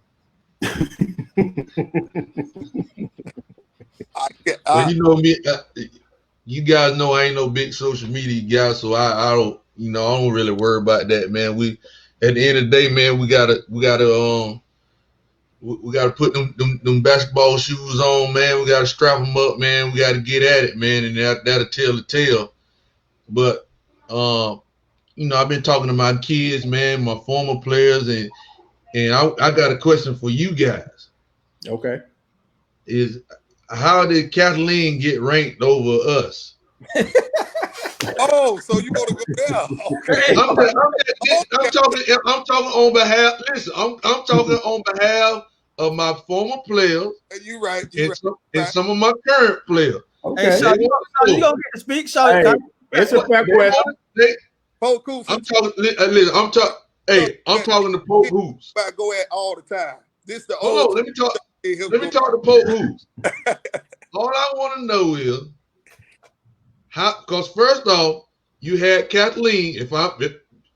Correct me if I'm wrong. Yes, sir. You had Kathleen winning the district. Am I correct? No, I didn't pick the district champ last year. You was You supposed didn't to have. pick district No, last. we picked. You didn't have Kathleen. Jenkins. No, we picked Jenkins. Go back and look it up. My boy was telling me that Polk Hoops had Kathleen beating GJ for the district championship. No, we listen. We don't pick games. You can go look it up, and Tuma can tell you this. We don't pick games. We talk about the tail of the tape, but we don't pick games. So yeah, I think Polk Hoops had Jenkins ranked in the top 3. Yeah, I had y'all top 5 all year long. I think it was Bartow, Jenkins, and Santa Fe ranked. The rankings to start off was y'all. Your kids want to get you going. Whatever it takes to get you going, coach. And I get it. Same thing with Shaw. Shaw used to hit me with stuff once he found out who I was by all the negativity he was getting. That I was coming for Kathleen on Polk Hoops, and I'm like, coach, tell me one place where I wrote something negative. I started seeing this stuff. Yeah.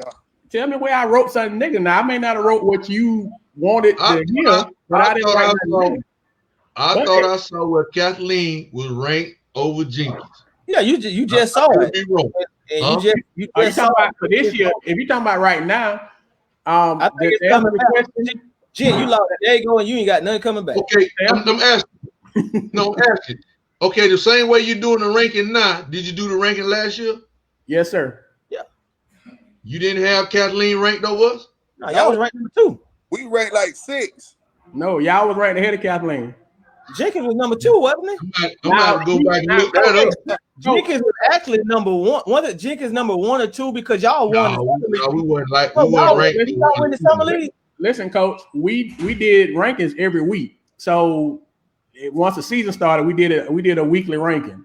So it's very possible that now they were ranked. That they was right ahead of y'all at some point. So I'm not saying that they wasn't. You know what? I think it was when Kathleen beat Lakeland. It might have been one time. They could have been right ahead of y'all at some point during the year. Yeah, I'm not disputing that. We did it every week. But I thought Jenkins was number 2. I thought Jenkins came out number 1. I think y'all was number 1 preseason last year. Y'all won the summer league, correct? They won summer league. They won number 1 though. They think they was 3. It was Bartow and Santa Fe. Then there was Santa Fe, or vice versa. But they was 3. They was 3. But to answer your question right now, coach, why did we rank Jenkins ahead? And we'll answer the question, coach. Right, that's a fair question. From what we know. And we might not have all of what you got, coach. We know that based off of what you got coming back, you got Randall coming back, and you got the King kid coming back, and really nothing else. Everybody else graduated or in Diego case transferred. Kathleen got Marcellus coming back. They got AJ coming back, and they got a couple. Quinn. They got a couple. Who? Quint. They got the Ross kid transferred in. They got a couple more pieces on paper because nobody ain't played yet than Jenkins. So based on that, we ranked Kathleen ahead of Jenkins. Now I'm gonna tell you what's crazy, coach. When we ranked Kathleen last week, man, we got killed. We got killed for the ranking we gave them. Now before we did the ranking, it was like rank us 20. We just gonna work. So then we ranked them 12, and man, they lit me up the day I put it on there. I'm like, well, dang, what up? I mean, so coach, you asking that, and the Kathleen people was hot that the ranking that they got. What you got to say, Shaw? What you got to say? They're blaming on our passion, coach. Don't blame. It ain't no purpose. Ain't no beef with that. Just blaming on our passion. Hey, it's we take it, coach. We take it all. We'll take it. But yeah, that's the reason behind it, coach. Yeah, but go ahead if y'all want to speak on your squads. Cause the thing is, obviously you gonna speak better than I will, because it's your squad. The same thing with you, Shaw. Y'all know what you got, and if you don't want to speak on it, that's fine. You kind of already spoke on yours, Gent. So I don't know if you want to say anything more, or if not, Coach Shaw, you can kind of, talk about it's tough in the streets, man. It's tough in the streets. Oh, it is, and anybody know me, I love it. I love it to be tough. I put that pressure on you, Shaw. I love it. I think this year for me it's gonna be, honestly, I think it's gonna be an exciting year for me. I think you heard it here first. We'll probably be the best no-name team in the county. Now you got a name, though. You got a name. I'm talking about no name. I'm talking about not no superstars. No players. I'm just talking about guys that you know, but you really don't know how good they're going to be. Okay, because I said last week, I tell you why we talk all the time. It ain't no secret. So the guy know. We looked at the stats. You got 9 points coming back. So the no name is serious. Yeah. What you gonna do to add on to them 9 points? You can't beat Jenkins with 9 points a game coming back. Got to stop some people. That's all we backing on. We got to stop some people. I'm excited, man, because I got a group that they hungry. They hungry. They feel like they got something to prove. And when you got a group like that, that's all you can ask for. You know what I'm saying? Yeah. And we had a question on here that I wanted y'all to respond to, man. We don't want to take up too much more of y'all time, but it was a parent that said when we was talking about the transfer thing, stop babying the parents. I want to get back and read it. It was a good question. That's why I wanted to kind of get back to it. Stop parent pleasing and play ball. As coaches, do you guys, is that something you guys kind of get attacked on? Is the parents more coming at you guys, or do you feel like you got to please parents to keep the kids? What is your transition gonna be now that you losing kids? Is you gonna be a different Coach Shaw? Or you gonna be a different Coach Gent? How you plan to handle parents? I just think personally, I mean, you damned if you do, you damned if you don't. So you just got to be yourself. If you're a hard-nosed coach and you don't worry about the parents and this and that, then it'll play itself out, because you can give a kid anything, a parent anything they want in the world, and they still leave you. Still ain't gonna happen. Yeah. So you might as well be yourself and just run it the way you want to run. You guys, Coach Gent? Yeah, I agree, man. I'm not gonna change, man. You you got to stick to your morals, man. You got to stick to your guns. I try to tell parents, what they expect, what I expect out of their kid. I'm not here to, call a kid. I'm not the one to call a kid out their name or put a kid down. That's not what I'm here for. I definitely don't get paid a lot of money to do that. I just do this for the love of the game, man. And for me, man, it's about more than just basketball. I'm trying to build young men, because I tell my kids, they'll tell you, man. I tell them what. At some point the ball gonna stop bouncing. So what you gonna fall back on? So I'm not here to, like I say, we just need parents to kind of get on board on what we're trying to do and understand what we're trying to do. We're trying to raise more than just basketball players, and understand that kids gonna be kids. Some kids are just immature. They're going to do stuff. They're going to test you just like they test their parents at home. Y'all guys know they kids test you. They'll say some things under their breath. You may not hear them, but you know what they're probably saying, because we all been players. We done tried our coach once or twice before just to see what's going to happen, and we already know what coach gonna do, and we just need the parents to just back us up on that. Like I say, all parents are not like that. All parents are not bad, but I just want them to understand that we're trying to get the best, get the best out of the young man, trying to make him the best basketball player, have the best character as he can be. It's more than just basketball, man. Is your kid gonna get disciplined? Yeah, and I need you to back me up on that. That's right. Especially if I'm playing your kid. Especially if your kid is out there on the floor playing. It's not like he just some rum dum or something just sitting in the corner, camera guy or something like that. He's out there playing. So kids gonna make mistakes. They gotta learn from it. Are we as coaches perfect? No, we make mistakes too. But we know what we're gonna do the best we can to make, like I say, make them the best. Because like I told you guys earlier, it take a village to raise a child, man. I still believe in that. Coach Shaw? Oh, go ahead, Coach Barnes. On that, piggybacking on that, Coach, both of y'all, you know, very like great. You do a great job, example wise. You know, you great men, great role models. And just speaking on it, Coach McGrill spoke about this probably a couple of weeks ago when he was on, and both of y'all are family guys. Y'all both married. Y'all both got kids. So, and Shaw, you kind of said it a couple minutes ago, you got to be careful not to take that stuff home with you because you could. So, but just to speak on, and if you want to give a shout out to your better halves, how important is it to have a good support system at home, especially when you're dealing with all the negativity of parents, of kids not getting the shine they want to get, you know, negativity in the community.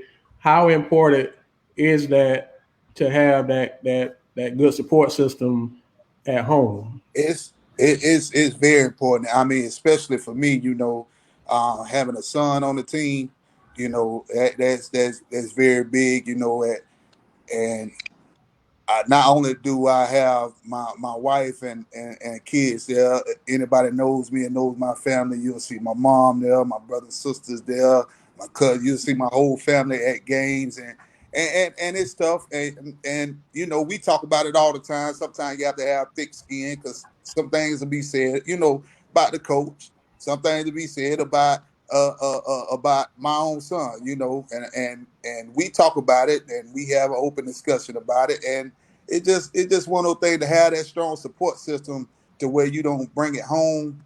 It is very comforting just to know, you know what I'm saying, that you can come home and be at peace, you know, because I struggle with it a little bit this year, you know.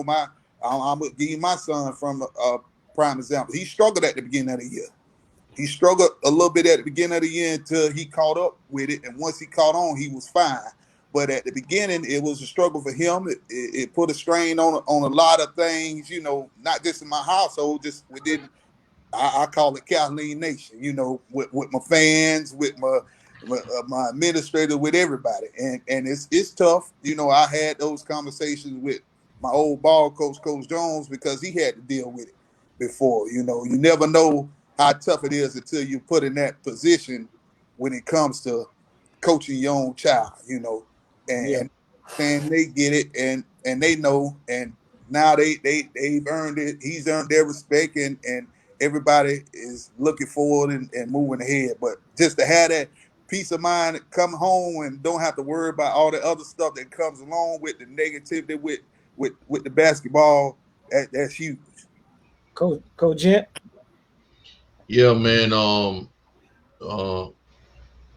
It can go both ways, man. You know, everything don't always be peachy at home, you know, and you can bring it to the basketball court, you can bring it to practice, you know, and which I don't want to do that, and I don't want to bring my job at home. But at home is just like Coach Shaw say, man. Sometimes you just can't wait to get home. You know, it's been that rough.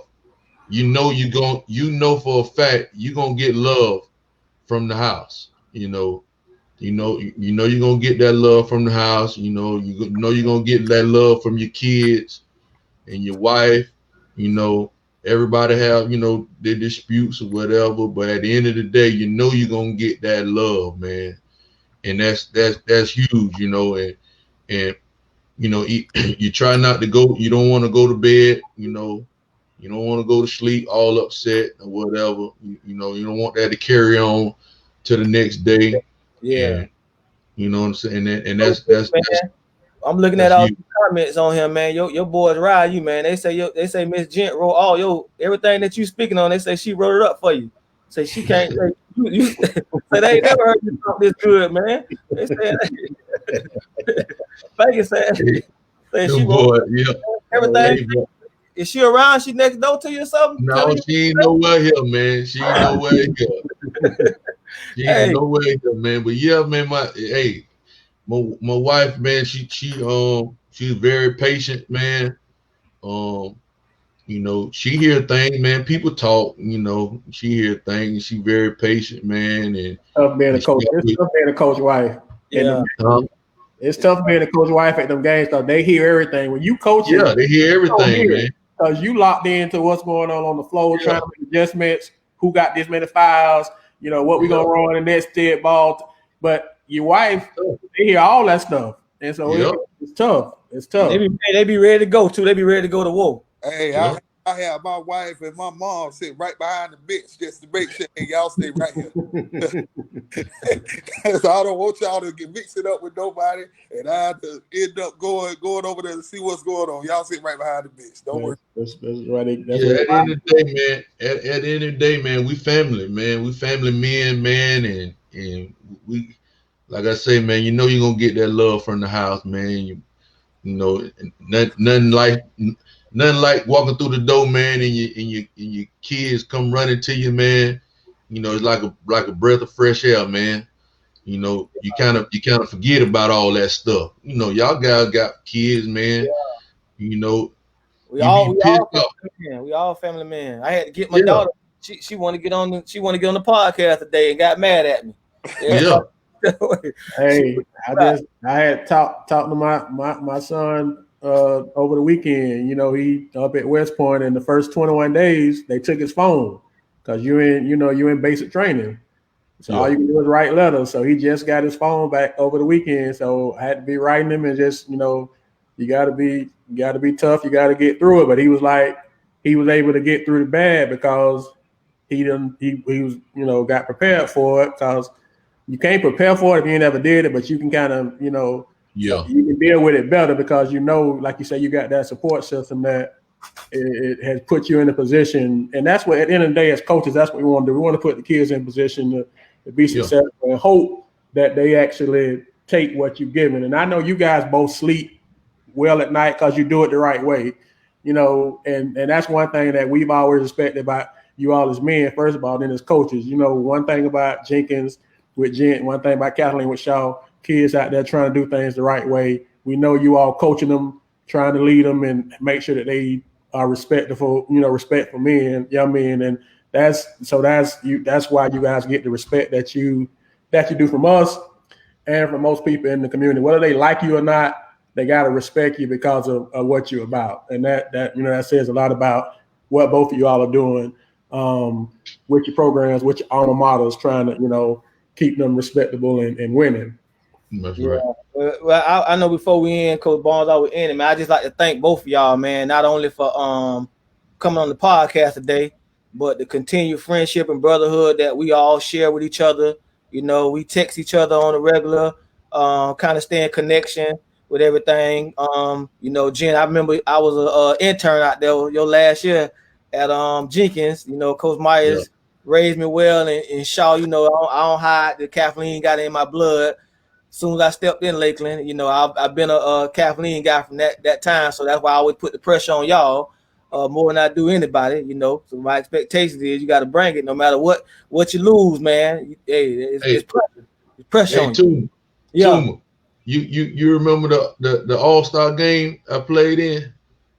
You remember that? Where was that? Which one? Lake Gibson. It was at Lake Gibson. Man, you talking about 20-some years ago, man. I'm trying to see you remember, because I remember what you told me. Remember, I was in the 3-point contest test, and you know I can't shoot. I couldn't shoot, and I was in the 3-point contest.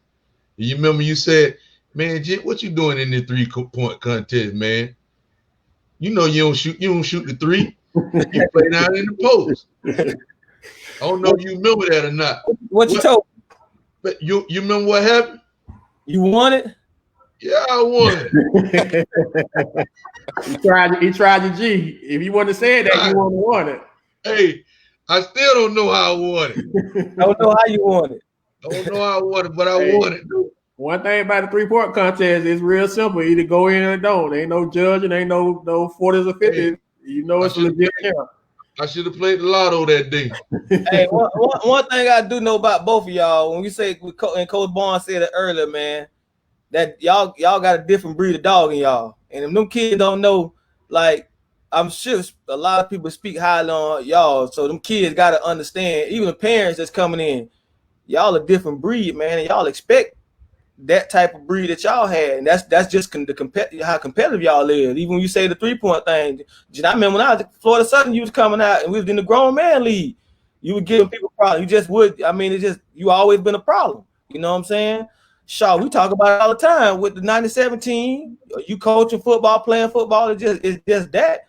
And these parents these days, they just got to understand that, like, the way y'all was raised, man, it brought something out of y'all that's what you're trying to bring out the kids. Yeah. You know, and they got to start respecting that, you know, as parents, you know. And again, I get disappointed a lot of times to see kids leave from guys that know how to be competitive, and not only know how to be competitive, can teach you how to be grown men.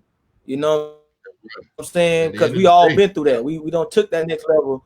At the end of the day, and learn how to be grown men. You know, I hate to see kids leave when they don't get that opportunity to get it. You know, so but you know, I just appreciate y'all coming on. You know, so we won't always be talking about you on the side, and people get to see who you guys is, and you speak your mind. You know what I'm saying? You speak it. You know, and so it helps to grow. Exactly. So Polk hoops won't have to be getting kicked, and we'll probably still get slammed, but at least the head guys for both squads came on, spoke about their program, spoke your piece. You know, somebody ain't gonna like it now. Yeah. We gonna be trash now. We gonna be trash. We trash once a week. Hey, you gotta have some. You gotta have some type of controversy now. That's why I put Santa Fe on the spot. That's why I put Santa Fe on the spot, because they're getting all these guys in, and the expectations gonna be high. But if this was y'all, I would feel the same way. I would be, hey, Shaw, you got all this in now. What we doing? Stay the bus. We did McGriff like that last year. When Walt, we got breaking news of Walt. I said if they don't win state, somebody need to be on McGriff head. You know what I'm saying? Santa Fe got last year. I said that. Stay the bus. When he got Walt, after what I saw with Walt, man, hey, he ain't had no choice but to win. It was gonna be a problem over there, boy. So you know, it's different over there. It's different over there because you don't got a lot of us on the staff or in the community. You know what I'm saying? So when we put the pressure out there, it's we hating, we talking bad. No, let me throw this out there, Tuma, while we got Ghent and Shaw on here before we let them off. Ghent and Shaw both in 6A. They both in the same region with Bartow. Yep. You said the other day it was Bartow and Ely. You still stand by that with these two guys on the line? Correct. Bartow and Ely. They gotta prove me wrong. Hey man, these my boys, man. If I can't be honest with my homeboys, I can't be honest with nobody. I got Bartow and Ely in the state championship. Hey, I want to see you gonna say it. Because if you said something different, I say you were lying. Yeah. Hey, I don't want to say Jennifer was gonna own it. That's all. Yeah. I woke up for a reason. You see what kind of shirt I got on? My straight out of Kathleen shirt. Okay. So Kathleen got something to say about that. You got a straight out of in-school game with Bartow that we gonna have to figure out. You got to go over there and play them in their student body this year, right, Coach Shaw? What's that? You got to go over there and play them in front of their student body this year, right? Yeah. Oh yeah. Wear that same shirt. Don't wear your collar shirt this time. Wear that same shirt. I will now. Hey man, I gotta say, man, shout out to McGriff, man. He did a good job, man, with them guys. I didn't see them win the state last year. I mean I didn't. But he did. I honestly thought Dillard would beat them with the size and the height that I got out of their guys. Yeah. But what I witnessed, I mean, you can't take away what, and that's Polk County basketball. You know what I'm saying? No matter how big a team is, that don't mean Polk County basketball. Polk County don't compete. But I felt they was gonna make it. But when I got that game, I did feel like, hey man, Dillard gonna be hard to beat. One thing about them though, and Shaw and Coach Ghent, y'all gonna appreciate this. They played with Polk County pride. You know that we used to. Y'all used to. That's what y'all expect from y'all kids. Right. That's how y'all was raised. That's how y'all play. So you can respect it. Represent. That's what they went and did. They just didn't bite down from the guys. They just fought. Because that's what we do. And that's what drive y'all crazy when you don't get a kid to come in and compete like that, because that's like Tuma say, that's what your expectation is. Look, man, this is what we don't care nothing about what they got. You know, we expect you to come in and play at this level. We don't care about you being a ninth grader. We don't care about, 85% of our team being freshmen next year. We expect you to come in. That's how y'all coaching them. So you can respect it because that's the expectation from Polk County. So, like you said, Jen, I can't wait to see y'all two line up at 12 and 13. I can't wait to see that battle. It's a totally different battle from last year. 12 and 13, boy, I can't wait to see them two games. I'll be there. Jen and Shaw, that's summertime now without games played, so it'll change. I owe Jim. Jim whooped me 3 times last year. I owe him now. Boy, he put that sausage in you, boy. Boy, he put a roll. Hey, I'm gonna tell you something that I felt. Now I'm gonna tell you, not the sausage. Sausage. Hey, Jit looked over at that sideline now. Hey, Jit looked over at that sideline. And he remembered 1997. And he said he wasn't calling no dogs off, bro. He was that sausage. Hey, that sausage you long, man. 3 different sausages. There was some ugly losses, bro. That's why I had to go and put it out there. I want my chips and dip back. Well, all them losses were 20 plus, wasn't it? Hey, I'm sure Jit pulled the pants up, everything after them game. I can see pull the pants up and come over there to shake your hand. Good game, coach. This 97, that 2-point loss. He's in at me, and he know I'm mad. And then he go turn his head real quick like he don't see me looking at it. Oh man. Hey, that was Corey. That was not Polk Hoops. Honestly, man, I'm a fan of the game, man. At the end of the day, I'm a coach, but I'm a fan of the game, man. And to see KJ, right? Yeah. To see KJ leave, man, that hurt. That hurt, man. He ain't even one of my players. You know what I mean? And I just hate to see that kid leave because I like watching him play. The 3 times that we beat y'all, I like watching him play. He could play. And just keep it in G. If you keep KJ and you keep Diego, y'all not 12 and 13 in the summertime. I mean, let's just being honest. You got to go with what's on paper right now. They don't mean a thing when y'all start playing. And then things change when you can see, because we don't know the 85%. We don't know. We got an idea, but things change though. Hey, and I want everybody to know, man. With Diego transferring, man, that's what he wanted to do. You can't do nothing but support it. That's what you want to do. Because at the end of the day, you want him to have the best basketball career as possible. Yeah, you know what I mean. Exactly. Do I like that he left? No, I don't. I didn't mistreat the kid or nothing like that.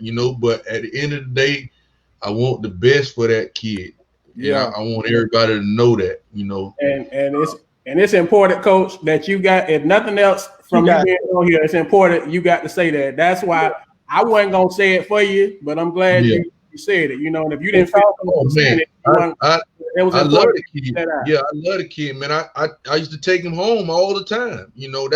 That's why it hurts the most, because we had like a little relationship. I always took him home, and things like that. So, but at the end of the day, you want the best out of the kid. I don't wish no ill will on the kid. Hope the kid can straight out shoot the ball.